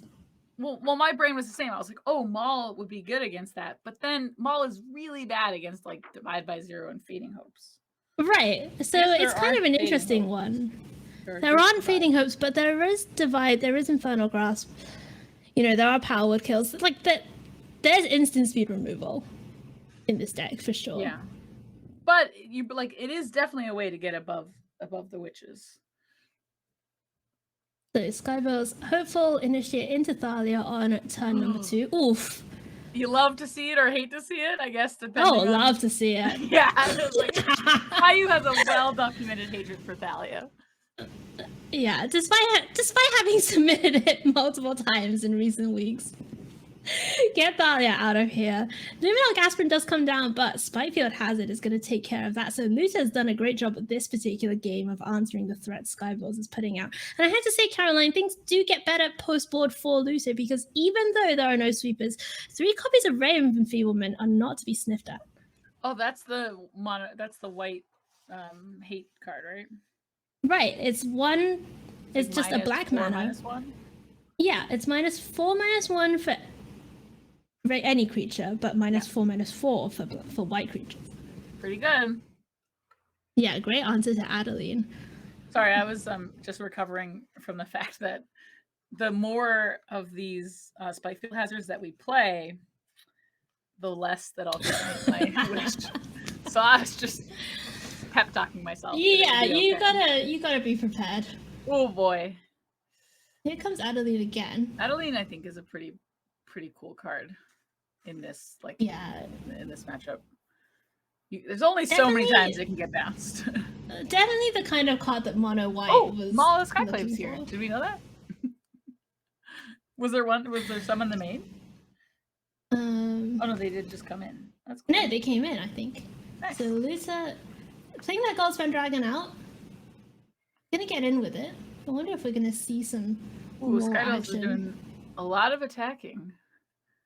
I mean, Adeline is so sweet with the adversary, right? Like, just pumping out 2/2s every turn is pretty insane. Hazard? Is it time? If it's a second one, then my dream is really dead. Oh, there were. I didn't know there was a treasure. My bad. Of course, there was a treasure. Okay. Divide on the Adeline. Luta's just trying to stay above water here, but there's a second adversary though. Like, that's a lot of damage. That is a lot of damage. And it's funny because usually adversary is pretty bad against control. Like, I'm normally a proponent of siding out the adversaries because it's just so bad against Syndiclasm. It's so bad against like you put so much mana into it and then it gets killed and it's just bad. But oh no, when there are no sweepers, it's much better. The Luther getting that Lear down. That third Adeline though, it's not looking so hot. Yeah, that's too many. There's a limit. Even I would have a limit on how many. Okay, let's see. Gonna attack again? Well, here's the adversary. This is gonna let everything attack past the Lear, or at least let the Hopeful Initiate attack past the Lear. Well, not if Looter divides pre-combat. Hmm. Yeah. Which is what's Okay. happening here. Does mean we get to run it again next turn, but that means Skybilz has taken quite a lot of hits from that dragon, which will be starting to run out of time on. Yeah, and Mascot Exhibition in hand for Luther. Still potential, the possibility of Aaron's Epiphany always in the back of your mind when you're playing against these control decks. I think It Lear looks like here. Luther's done a pretty good job of turning this one around. Oh, not Spikefield Hazard, but it is a double Mascot Exhibition, and the board is now and truly stable on Luther's side. I believe it. It is ready for game 3. That's what. Unfortunately.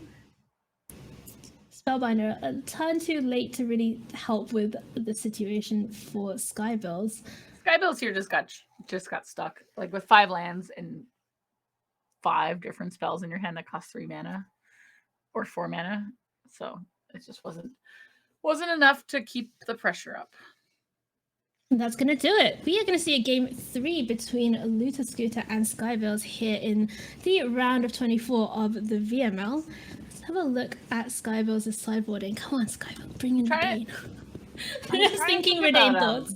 How bad? Lear is quite powerful. So I was trying to decide if we needed hard removal. Skybilz needed hard removal for the Lear. That's pretty interesting. She does have the full 4 copies of Elite Spellbinder. So maybe the plan is that under normal circumstances you can just delay Lear for long enough. Hopefully, yeah. Let's see. Okay. Not we have a very pretty hand. Yeah, I'm gonna have to keep this 6. Skybilz really hoping to draw only spells from here on out, basically. Which is what happened last game. Just saying. It's true. Let's see what Looter leads with. But again, in the absence of something like a Syndiclasm in the deck, you're much happier to keep this kind of hand, I think. Whereas when your opponent has a bunch of sweepers in the deck, keeping your hand with only 2 threats can be a little bit scary. Right. That Thalia, by the way, good draw. Just excellent draw. Just telling you, you didn't know. Just letting you know. Wow, thank you. Yeah, I'm really here for you, I'm always looking out for you. Saying the things I appreciate that that, Caroline. I am always here for you, just so you know. Anyway. Just so you know, Skybilz has also been listening to you and has only drawn spells. So that's helpful. Wow. What an excellent play. I know. Moving on, Aspirin coming down. And I think Skybilz really foresaw that there was a 1-mana removal spell that very smartly putting that counter on the Hopeful Initiate. Has the Usher to follow up as well. That was very, very heads up. That was impressive. I guess you can see the priority switch going to combat. That's pretty good. Right. But usually because you'd usually want to put that counter on the Thalia and then get your free counter. Oh, that was very, very heads up. But Skybilz is still on the Haiyue listening plan, which was only draw spells. Only draw spells. And there's no sweepers, so you can play them. Do it all. Make a 1/1. Why not? Present. And Sungold Sentinel is surprisingly good against these Lear decks because it just eats away all of those spells in the graveyard. You know what else eats away at your graveyard? What? Go blank. Wow, I walked right into that one. Just an open door, and I just went, you know what? I'm coming for tea. Oh boy, I thought you were for sure gonna see that. That was great. Oh. What do you think Looter has?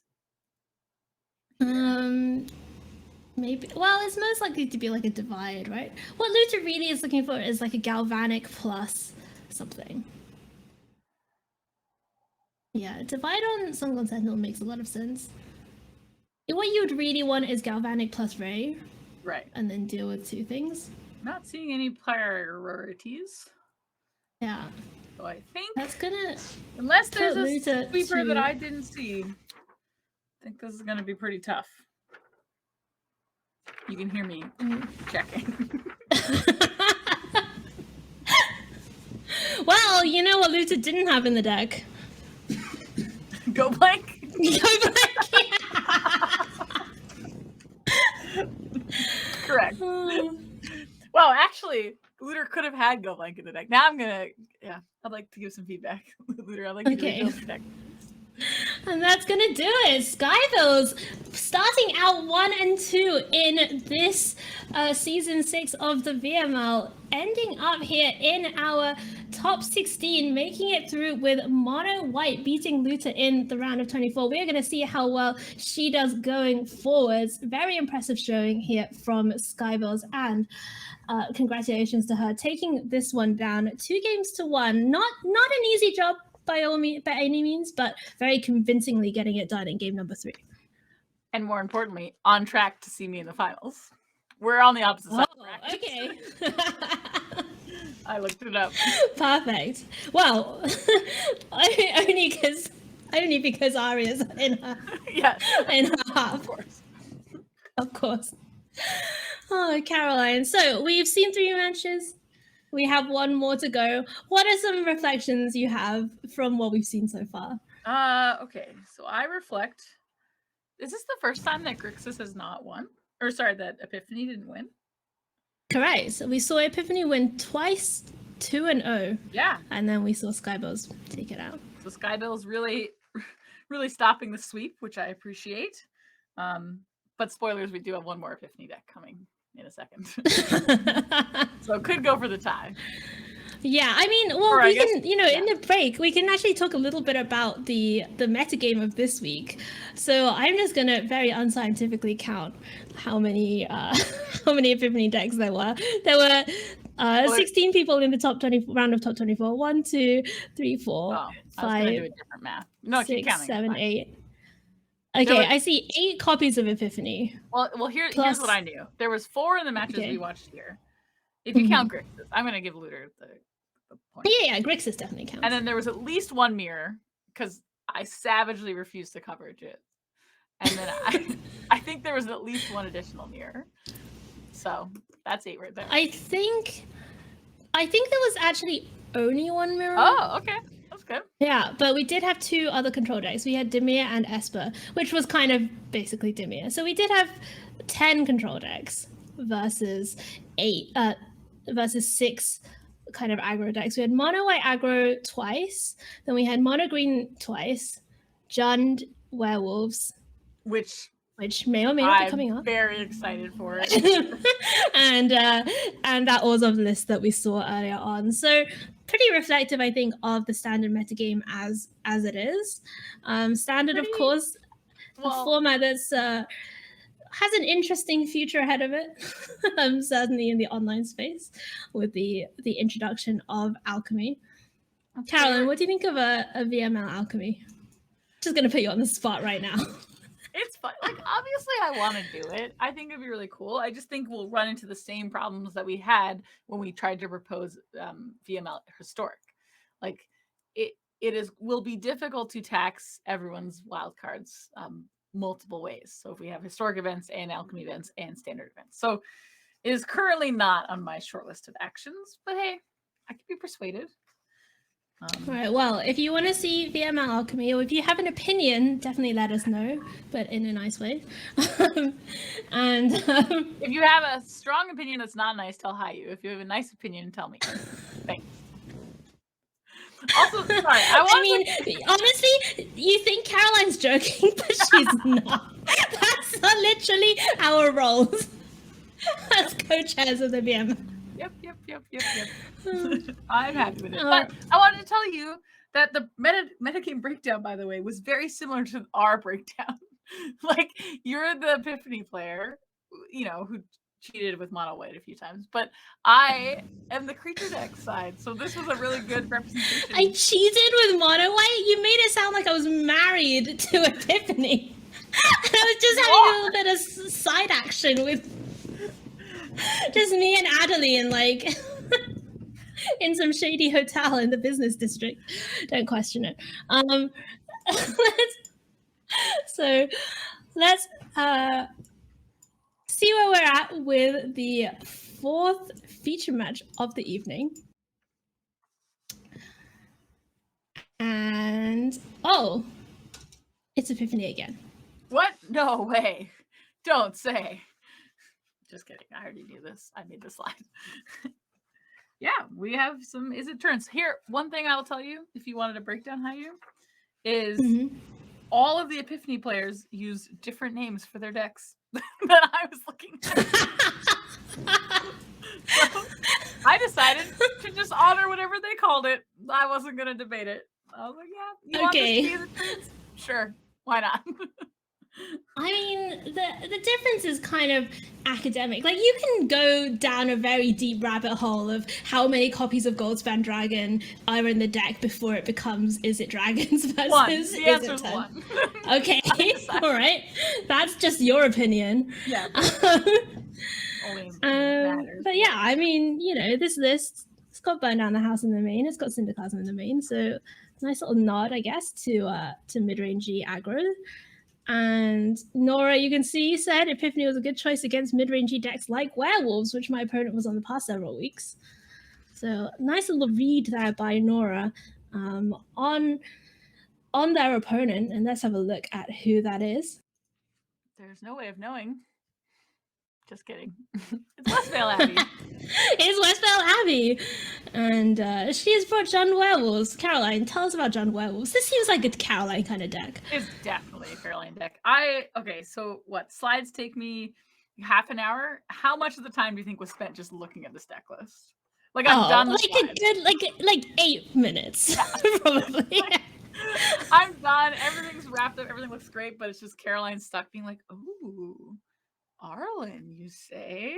Okay. Well, I mean, we should talk about this list because normally when you think of Jund in Standard, right, you don't think of Werewolves. You think of like Magda, Essica's Chariot, like... Well, no, okay, the Jund in Standard is black-red splash Essica's Chariot. Yeah, like, yeah, it's exactly. Like it's like Magda, it's like Emerston Predator, Goldspan Dragon, it's like all the Magda treasure stuff, right? Jasper Sentinel, etc. But this deck is just all in. 4 Kessig Natchez, 4 Werewolf Pack Leader, 3 Reckless Stormseeker, 3 Tovolar, 2 Hellpack Piper. What? I mean, limited all-star Hellpack Piper. Make it 1 Averbrook Caretaker. There you go. There's in the main deck. Yeah. In the main deck. 3 Volatile Arsonist. According to Twitter, one of the most hated cards in this set, like 6 months after the set came out. Oh, really? Yeah, well, I mean, in Limited, it is ridiculous. Yeah, I mean, there are plenty of ridiculous cards in this set. Even though it's one copy. Well, yeah, I would like to watch it. Yeah. That's what that means, right? Guess what else I put on the cards to watch list? Where are the go blanks? Oh, they're in the side? They're in the sideboard. Okay. It's a Jund Werewolf deck. Obviously, there's go blanks. Yeah, obviously. It's like the reason to play black. And actually, speaking of reasons to play black, there are actually really not that many. There's 4 copies of Infernal Grasp in the main. But this is really a Gruul Werewolves with a little dark splash. The little blank splash, The blank splash.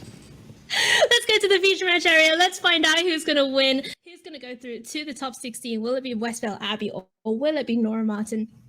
We're going to watch from Nora's side of the action. And, oh, look at this. Very nice. Fading Hope iteration, Behold, Syndiclasm, and Demon Bolt. If you could Very, pick the very hand nice for Epiphany, opener for does Nora. it just look like that? Like if you could just I would put maybe 7 put cards? one more land in. Yeah, I would maybe put one more land and one fewer spell, but this is like close to perfect. How often have you iterationed Behold the Multiverse? So many times. Whatever it's called. So many times. That's like one of the reasons to play How does iteration. it feel? Like It I've just- never done it. Have you have you in like films, like in a heist film at the point where it's gone really well but just before the point where it goes bad, like and they're like just like, yeah, everything's gone, we've got all this money, and they're just like throwing it up in the air and like rolling around in diamonds. That's what it feels like. Okay, good to know. Good to know. So Westvale Abby's hand looking a little lacking in red mana here, Caroline. That can be tough if we are a girl deck splashing black. But Oh. we'll see. Ah, Spoke too soon. revealed. So there is a Behold in the Foretell zone. There is a Fading Hope in hand, Demon Bolt as well. And we might get to see both of these creatures be returned to hand here this turn. Oh, interesting. A galvanic iteration with the Fading Hope. I was leaning more towards the Bolt. Save some damage. Yeah, very nice. Oh. But Is it time? Is it time to draw all the cards? I mean, it's probably I not time. would hope so, but the problem is that when you're up against the creatures, your iterations have to do a lot of work because they have to kind of help you not die, which is just sad. Well, I forgot it flips. That's pretty good. Oh yeah, the backside of Tovolar. All right, Caroline, pop quiz. Yeah. What does the backside of Tovolar do?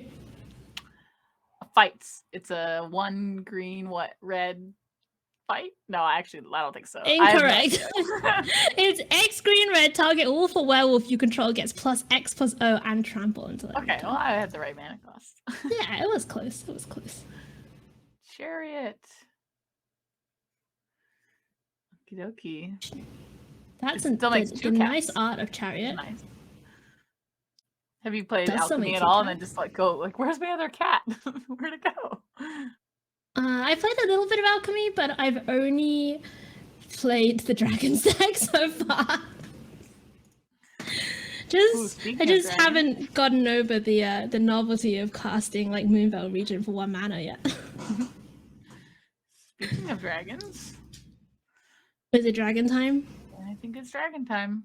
I mean, the Syndiclasm will clear up the cats, so I think this makes sense to me. Yeah, you can even afford to take a couple of hits from that Chariot if you were so inclined. Westvale Abbey does have like kind of ways to keep this dragon in check, plus a lot of pressure. Like a decent amount of pressure. None of these cats are wolves though, right? Did you check for me? I'll check for you. Okay, thanks. Yep. Okay, I've checked. They're not wolves. They're not wolves. They're not wolves. I really appreciate you having my back, Haiyue. Thank you. I always have your back, Caroline. It's like the part of the evening where we've just come full circle and now we're just like being very nice to each other. I like it. Look at all those cats. Okay, bye, dragon. Yeah. There's the Infernal Grasp. We'll probably see Tovolar come down as well. I assume And, so. There's 2 in our hand, in Abby's hand, so. It's pretty interesting because Nora's gonna get to do the well, maybe get the full sweep next turn Yeah, okay, so how with much that mana? iteration Syndiclasm. It only costs 5. Right. And I guess you wait until the chariot is in play. Oh, but it's +X and trample, right? It's +X+O. Plus O. Okay. I thought that's Yeah. what you said. But I was curious. This Yeah, way. so you can wait until the chariot's crewed. You can wait till the mana's put into the Tovolar, if Yeah. that happens. Well, we do know that Tovolar would get to there's another one waiting, so that's also so we there'll be another, there's always more Tovolars at home. There's always more Tovolars at home. You just go home and there's just like a pile of Tovolars. You're like, at the where did I door. put that Tovolar? Oh, there it is. I will say that I was leaving the house today and I forgot my keys. And like I went to check my pocket, which first of all I get points for. And then so I was like, shoot, where could it be? And it was exactly the place that I went to look for at first, but no one else would have found it. It was like in my bed. Like I would have, if I didn't remember, I was never finding them. So anyway, I'm just saying. They were like Westvale Tovolars. Abbey, never always gonna there. find these creatures again after very impressive iteration Cinderclasm taking care of everything. Does get to deploy out another pair of threats though in the Werewolf Pack Leader. And Iteration Behold is back on the table.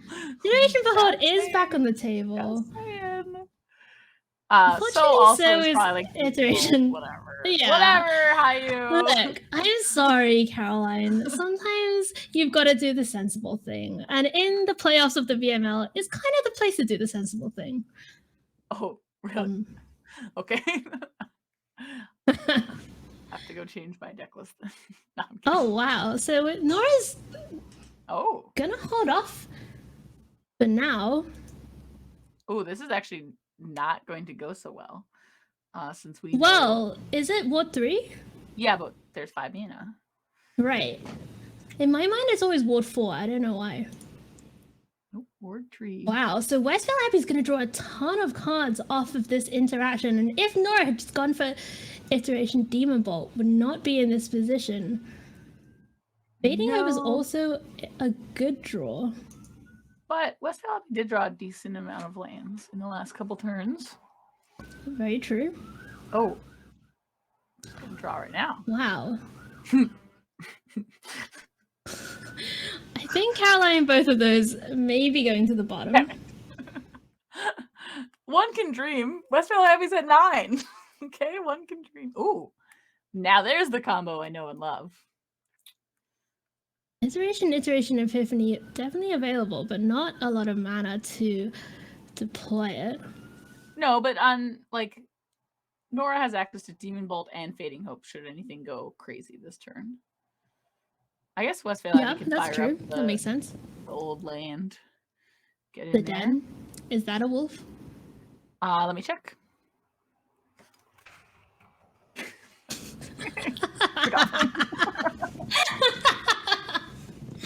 Oh, we need Lady of the Crease on this one. She's the goblin expert. Yeah, that's true. Okay, what are we going to kill? What is going away? Well, likely the card advantage, right? There's no more Torvalds at home, I guess. Is that how you say it? Yeah. Torvald? Tovolar? Tovolar, thank you. It is confusing because it's Tovolar Dire Overlord, so that's probably what you were thinking of. Yes. It's my pet name for it, actually. I didn't want to say Oh, anything. Tovolord. Yeah, Tovolard. That's what I call him when you guys aren't around. So When we're not around? Yeah. You're just at home like, with your pile of Tovolars being like, yes, my Uh-oh. pretties. we have to. Oh, okay. Oh. Okay. So Nora wants that. It makes sense. Wants to draw as many cards as possible. We're gonna have to draw pretty well. Well, that is relatively well. At least 1 divide by 0 this turn, and up to 3 divide by 0s next turn. Up to 3 divided by 0. to 3. It's like a math. Yeah. That is the most maths I've ever done in my life. Oh, the Piper. Love that card. Alpac Piper. Does does say it can't be Owl? counted on it, but Owl? that doesn't matter for divide by 0. I know. you think it would matter. It doesn't. You were really thinking when they designed divide by 0. So it looks like it's going to be divide right now on the pack leader, presumably. Stop all those card drawings. Makes sense to me. Yeah, it doesn't actually draw a card because Westvale Abbey didn't. Oh, there's not 6 power.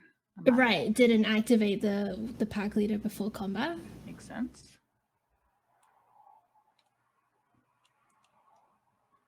We're gonna see Nora go to 1 here? Surely not. Well, I think so, right? Like, I don't think Nora needs to do anything. They have to draw pretty well in their next turn. Like, I assume some sort of Epiphany or Sweeper or something. So it may, like, I don't know. I can understand why you wouldn't want to divide until they actually at Westvale Abbey put some lethal power on the board. So. Oh, can get a mascot exhibition. Oh, but wait, can that get? Do we have enough? It can get doubled. 6, 7, 8, 9. Oh yeah. Okay, never mind. Back on team divide now then. Back on team divide. Yeah, so that's gonna be. Good thing we didn't go I to mean, 1. iteration and exhibition makes a lot of sense because then you can also, you still have the option of iteration divide in the next turn. Right. Well, and Plus, of course, if you draw the Epiphany. Epiphany, I was gonna say the same thing. Okay. So is this enough? Oh my goodness, there it is! Arbitrary Caretaker. Can she do anything to, get Westvale Abbey over the finish line here? She can put into play. She comes into play. She's hexproof.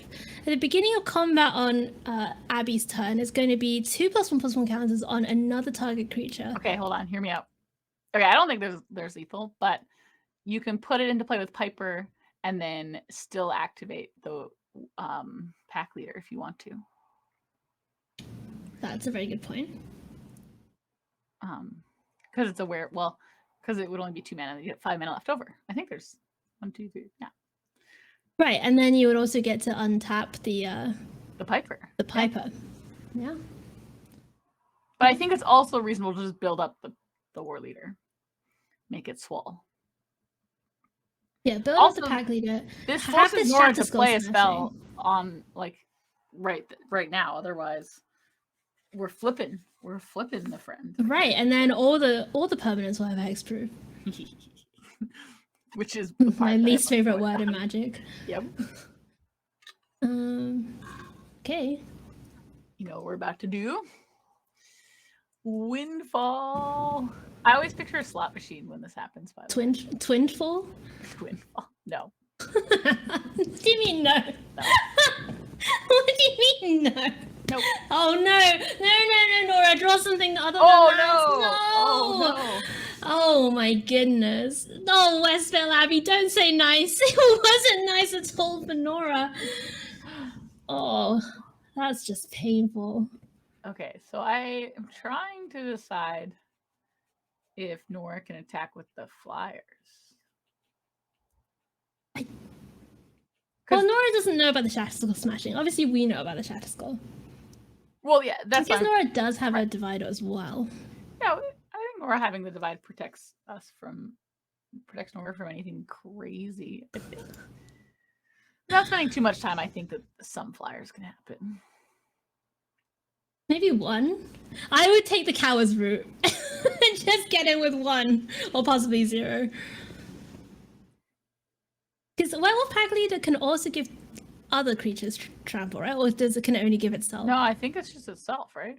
Okay. But I assume that that's the one you plan on divide by zeroing. So like say Shatterskull kills the 2x2s.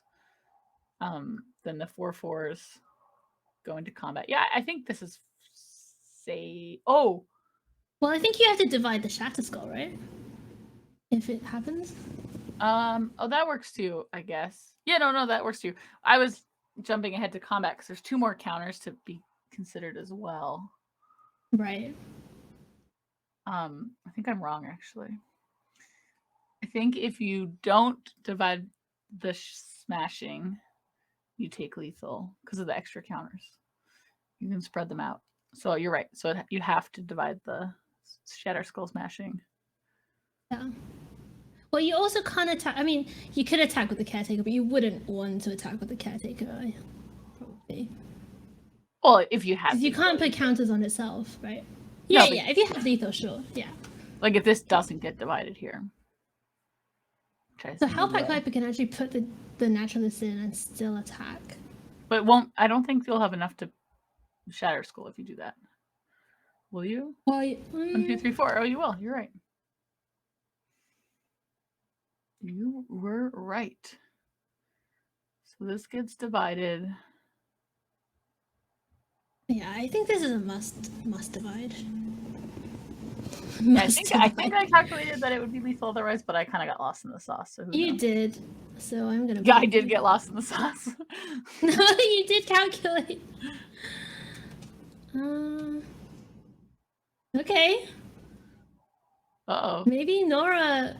Well, maybe I'm wrong. 1, 2. Maybe you might be wrong. Maybe because if you divide the 5/5, you can still block. If you divide the 5/5. Oh, okay. You have to. Okay, I am wrong. I was working off the premise. I don't know what I was working off. So you can use your 4/4s to block the remaining 4/4. And you're right. In this case, the caretaker will not attack. Oh, okay. I was wrong. Oh. Get to draw a card though. Well, it wouldn't have attacked if Nora had divided before combat. Sure. But this way, but now what Nora can do is block the 4/4, like block the caretaker, block the other 4/4, bounce the pack. Yeah, this has actually worked out really well for Nora. Yeah.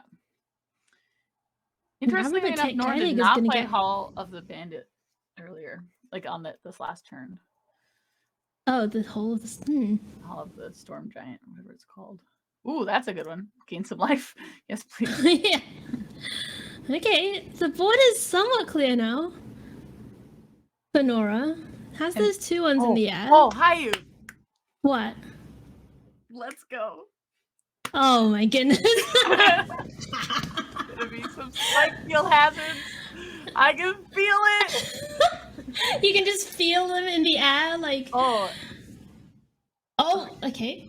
We can gain 4 life. Could gain 4 life. Is it worth gaining 4? Maybe. I guess against the werewolf pack leader, I can definitely see it. I wonder why Nora didn't play out that hole last time. I think there was just a lot, like just play a land and then there was like a lot going on. My guess was, well, it's hard to tell if there was like a reason to represent. There might have been trying to represent like 2 spells because Nora had 6 mana this way, or maybe yeah, had 6 mana this way. How about getting 6 life? Oh, I like that. Can we attack now with both? No. No, we can't. Do I like to pretend that we could? Yes. Okay, so here's Nora is going to get the last 3 basics out of the deck. Great. So that's just good. We're attack with 2. Oh, we're going to attack with 1, and then we're going to attack with. Okay. That's what's going to happen. Well, she has increased the probability of the den. I forgot about den. We might just be. Nora might just be out of time. This has been a really swingy game. For sure. I've really enjoyed all these werewolves, though. They've been fun. Oh. Let's draw all the cards, make a 1/1. Can we survive this turn? Is there 5 more mana? There's not mana to activate. There's 3 mana? I literally can't tell. Okay. Yeah, so there's enough mana there's 3 mana. There's enough. I mean, Nora's going to go to 2. Okay. Facing down 4 creatures on the other side. Okay. I guess go to. Yeah, this is still going to 2. So Nora needs to draw Epiphany into Epiphany. Well, Epiphany into Epiphany is enough, I think. I know. It was. I just wanted to Okay. All right, let's see what Nora can find off the top of the library. One more draw to save it. This game, Yes, but number first, one. Westvale Abbey gets to pick a card. Thank you. Please wait. Oh, yeah, okay. Please wait. There's the Spikefield hazard. But my play Unfortunately, it wouldn't have that worked. is- You couldn't attack with water. Yeah, you couldn't. There's one I'm just card gonna deep, do though. it It would have been for good. Nora. I know, it would have been. We're gonna go to the sideboard here. Cinderclasm comes in. Small Egg comes in. That makes a lot of sense. Burning Hands. Perfect. Yeah, Burning Hands is a pretty good card when your opponent has green creatures. It's an okay card when they don't. Yeah, I mean it's fine. I would say of the hate cards, it's probably the most reasonable Yeah, it's interesting. to bring in when they don't have it. Yeah, because like you're never bringing in the black one when they Right. don't have white You, cards. you see people bring Burning Hands in against like mono white. Yeah, I've done it. Sometimes it happens. I was I'm playing interested to see this mono Thundering red Rebuke come in as well. versus mono white, and so I had Oh yeah, and you brought the Burning Hands. yeah. That was the week I played myself when I was picking my deck. That's not every week. No. I'm too big brain every week. No, that week I met my opponent at MTG Vegas, and I was informed that my opponent will always change their deck. So I put them on 0% to register mono white. So then I was like, okay, probably gonna switch to control. And then nope, mono white was registered. So I had to play mono red versus mono white. That's hilarious. It was great. It went fine. I won. Oh, here we go. Go 2 blank. copies of Go Blank, 2 copies of Duress. Perfect. Ooh. Yeah, get that Cinderclasm I out. did have Snakeskin Veil as one of the cards to watch. We might watch it stay in the sideboard. So that might be embarrassing. My bad. Oh, I think Snakeskin Veil could easily come in. I don't know. I mean, it's pretty good against Divide, right? That's like the place where it really shines. Because they spend 3 mana on their Divide and like... It's pretty good. Isn't there demon debate Bolt and them. stuff? It just seems really good. Yeah, there's Demon Bolt. Yeah. I think maybe Westvale Abbey just trying to find space. Trying to That's figure out true. what You to do have cut. some other really good cards in your sideboard. I will say I'm not the biggest fan of Ranger class, but it's possible that it is just fine. What does Symmetry Prowler do? That's the one that makes things cheaper, right? Cheaper in what way? It's like it comes in, it exiles the thing from a graveyard, and then spells you cast cost 1 less for each Oh, card the type. one green. Yeah, reach. Yeah, the one green. Yeah, It it's has like whatever. reach? It does not have reach. You're right. It doesn't have reach. What keyword does it have? It's vigilance. Vigilance. Okay. I kept you on your toes though. It's true. You had My to go to toes. reach watch. Reach watch. It's gonna be duress on turn number 1 for Westvale Abbey. We might see the Really enjoy Nora take a land. being like, out of "Excuse the me, hand." I'm ready to play my land. Yeah, she was born ready. You can't take this one. This is a land, and I'd like to play it." What are you taking here? Oh boy. Small egg? No, I guess we have removal for that. Can't take small egg. It's a Oh, you duress. can't take small egg. Great point. Very great point. This is probably why. Let's take the Epiphany. It's quite interesting because Westvale Abbey actually doesn't have any green cards, like green creatures in hand. Right? Like normally you think Right. Burning Hands maybe would be the... Well, honestly, the The card I pick. take the most on the turn 1 duress is the Jawari's Disruption. Yeah, that's because you're a mean person. It's That's, just that is actually something that I also told my mentee when you were playing against her, because I said, what? She will take. I was like, she's very likely to take the spells and play them first. Like the spell land. Wow! Giving away all my secrets. How This was dare before we you. had tested together. I just said, I was like, look, Caroline's a mean person. hey, yeah, you're playing my friend. Let me tell you these really nice things about her. She's really mean and really lucky. Thanks, Haiyue. Good thing I don't need any enemies in my life. You can subscribe for Haiyue friendship bonus content on my Patreon. I'm joking. I don't have a Patreon. Yeah. Okay, I assume this is what Epiphany does, right? Just has good cards and passes. I don't know.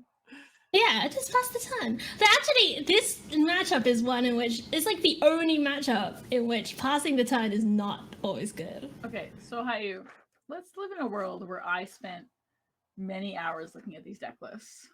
Yeah. So I know the answer to this question. Mm-hmm. What is the 5-drop in Westvale Heavy's hand? Oh, haven't you heard? It's the new Glory Bringer. Oh, okay, sweet. So it has... No, I'm joking. It is literally nothing like Glory Bringer. But people were saying it was like Glory Bringer when it came out, and I was really angry. No, it's Volatile Arsonist. It's the red mythic. It comes down, basically, it's a 4/4 with Menace and Haste. And then when it attacks, it pings a creature, a player, and a planeswalker for 1. Okay. But on the flip side, like Glorybringer, by the way. no. But on the flip side, it's a 5/5, and it shocks a creature, a player, and a planeswalker. Okay, that's cool. That's cool. Is it a wolf? So, yeah, it's a wolf. Nice. It's a werewolf. Wolf watch going well. Wolf watch. It's hard when they're both W words. I like we're trying out all the new watches for 2022. I mean, this makes sense, right? The first time we covered together, we talked about Rogue Watch, and now we're trying to, the rogues are gone. We're trying to figure it out. Yeah, that was sad. Nighttime?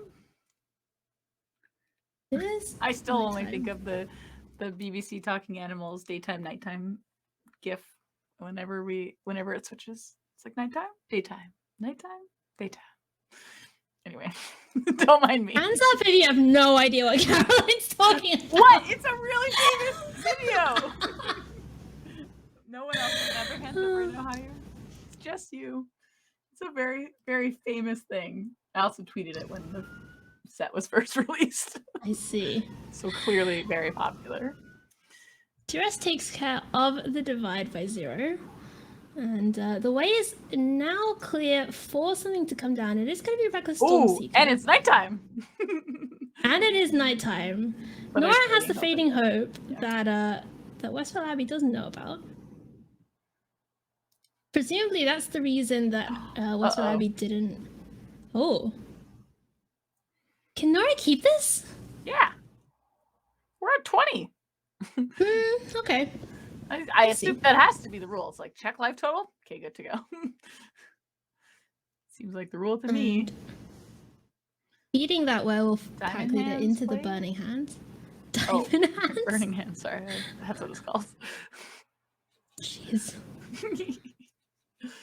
And Westvale Abbey's You asked me, like, remember. Westvale Abbey's the one going to the moon though, so That is true. Yeah. Werewolf moon. Speaking of which, it's nighttime. It Does is it have haste? nighttime. It does have haste. There's Minache and haste. Coming in. It's what? What? Minache. And That's haste. menace? And it's gonna come in. It's gonna do 12. It's gonna do 12. It's gonna take Nora down to 12. There's the land though. Wow, I was gonna say it does 12 damage. That's a lot. Yeah, that's a lot. I mean, Okay. these 1/1s aren't 15? looking that good Oh, against. no. Oh no, Oh, against no. the 6/6 that pings them down Okay, hear me out. Hear me out. and has menace. Hear me out. Just attack with the haul. Just attack with the hole. I don't even know if we can actually, but I'm just saying. Let's just do it. I think Nora has enough to activate, right? It costs 6 mana to Yeah, activate. let's do it. Yeah, I think she may need that hole on the blocks. I mean, I can't be 100% sure because I'm not a mathematician, but Well, okay, you know. you're right. I'm just saying, if you attack with the hull and the next turn drew, we don't even have mana to do that. Never mind. I was gonna say drew Epiphany, but never mind. The Epiphany and the iteration were in the wrong order. They were indeed. And we're gonna see Reckless Stormseeker come down, potentially a chariot come down. We might get to see the good old hasty chariot. Ooh, you love to see that. Hmm. Is this lethal? This is a lot of damage. Because the Glorybringer's gonna ping down one of the fun ones. I don't even know what it's called anymore. I just literally have no idea. They have too many names, right? There's the backside, there's the front. Okay, Dire Strain Anarchist. Nice, good job. So we got. I realized that it was literally open on my other screen. Like I didn't even have to click on it. It was just there. Oh. Wait. Oh, it gains trample. Okay. Okay. Give it trample. Give it menace. So it's now an 8/6. The Hall can trade with it. Yeah, this seems like a. Oh. Well, it will trade with both the Hall and the bird. The right? bird. Yes. Yeah. Well, I think you have to do that, right? You could just go. You can't do 18. Can you do 18? Not without a lot of epiphanies. I don't think there's enough mana. Well, there's also just not enough epiphanies, right? You'd have to draw 3 more epiphanies, and I don't think that's 18. Yeah, I'm not super sure about taking this 9, but maybe Nora has some outs. Like there is Galvanic Iteration plus, Divide or something. Okay, plus Demon Bolt's not gonna do it, unfortunately. It is like it does deal with a bunch of stuff. By that I mean 2. Oh, wait, 1. No, it deals with. We're 1 mana short for it to deal with 3 things, right? Yeah. Well, I mean, the problem is the menace. Yes. Well, there's many problems. Yeah, that's true. There are many problems, among which the menace. Agreed. So you could if you triple the Demon Bolt. Yeah, I think that's a good game as well. Nora not seeing the light, and Westvale Abbey is going to go through to the top 16 of the VML once again with Jund Werewolves. What a cool deck, Caroline, to take Westvale Abbey through to the top 16. Very cool. Big fan of cool decks. I'm known to register cool ones. I'd like to announce for the class that with that victory from Westvale Abbey, that put Epiphany and cool decks tying 2-2. This coverage. Okay. So, I see. And what about Go Blank? What's the win rate of Go Blank? Oh, great question. So Go Blank won, and then lost, and lost. It doesn't matter. We don't need to talk about it. Okay. We'll just move on. Move on. Cut that one out. Just move on. All right. Well, that's going to do it. Those are our feature matches from the evening. We saw. I'm not going to do it in order because I can't. We saw Skybilz with Mono White Aggro going through against Looter Scooter on Grixis Epiphany. We saw Ailsa with Izzet Epiphany coming out on top of Orzhov Midrange in the hands of Brooke. And then we saw JesusLovesUnicorns losing a pretty quick 2-0 to Jana Amari, who is through to the top 16 with Izzet Dragons. And we just now saw Nora on Izzet turns also losing out to cool deck Jund Werewolves in the hands of VML veteran Westvale Abbey. So a nice mixture of decks that making it through to the top 16 gives us some hope that the metagame in the top 16 isn't going to be quite as Epiphany heavy as it could be, although, I don't know, if you read some of these slides, there's a slide here that says that you're the selection to meet in the finals because Epiphany is the best deck. So okay, well, yeah, I mean, I don't know. There's like, that meme with like Kermit and evil Kermit, and it's like talking to himself. And just like regular Haiyue is like, yeah, I'll just submit Epiphany. I'll probably just submit the best version of Epiphany, and then like, wait. No, hold on, time out. That's not how the conversation goes. Then there's like evil Haiyue that's just like Mono White is a control deck. Okay, I agree. But the beginning part is it's regular Kermit saying submit Arya's version of Epiphany. Like, let's be real. Like, yeah, of course. Okay, thank you. For what it's worth, I was picturing a different meme earlier when I was thinking about this. I was picturing the one with the person looking back at the looking at back at the girl, and it would be mono white. Oh, and then the distracted boyfriend. Well, it'd be like Arya and the Epiphany, like, is the same person. Because what? That's what I was picturing. And I'm just staring at like Adeline. Yeah. So Okay, I guess well, people we'll should tune see. in next week to see. Yeah, they should. What? We will be back here 6 p.m. Pacific, as we are every Friday during the season. Next week is going to be the top 16, and then after that, it's going to be a very special broadcast because this season we are going to run both the semifinals and the finals live. So in the week of the top 8, we'll have everyone play their top 8 matches during the week, and then we'll invite all 4 of the semifinalists onto the stream to do live semifinals and live grand finals. So that's going to be in 2 weeks. Next week, top 16. Thank you to everybody for hanging out. Thank you to Wizards of the Coast for sponsoring us. Thank you to NRG Series. Thank you to Phoebe, our awesome producer, everyone at the VML, all the players, all of our viewers, and of course, Caroline, to you, the mightiest of linguini. You're welcome, and thanks for hanging out with me, Haiyue. I'm surprised you choose to do it for some reason. Don't know why. Don't know why. Couldn't possibly tell. No way It's of going to knowing. be good night from the My both of parents us. aren't even here, so it's like, why are you even hanging out with me? We will see you next time on the VML. Have a great weekend and stay frosty. Bye.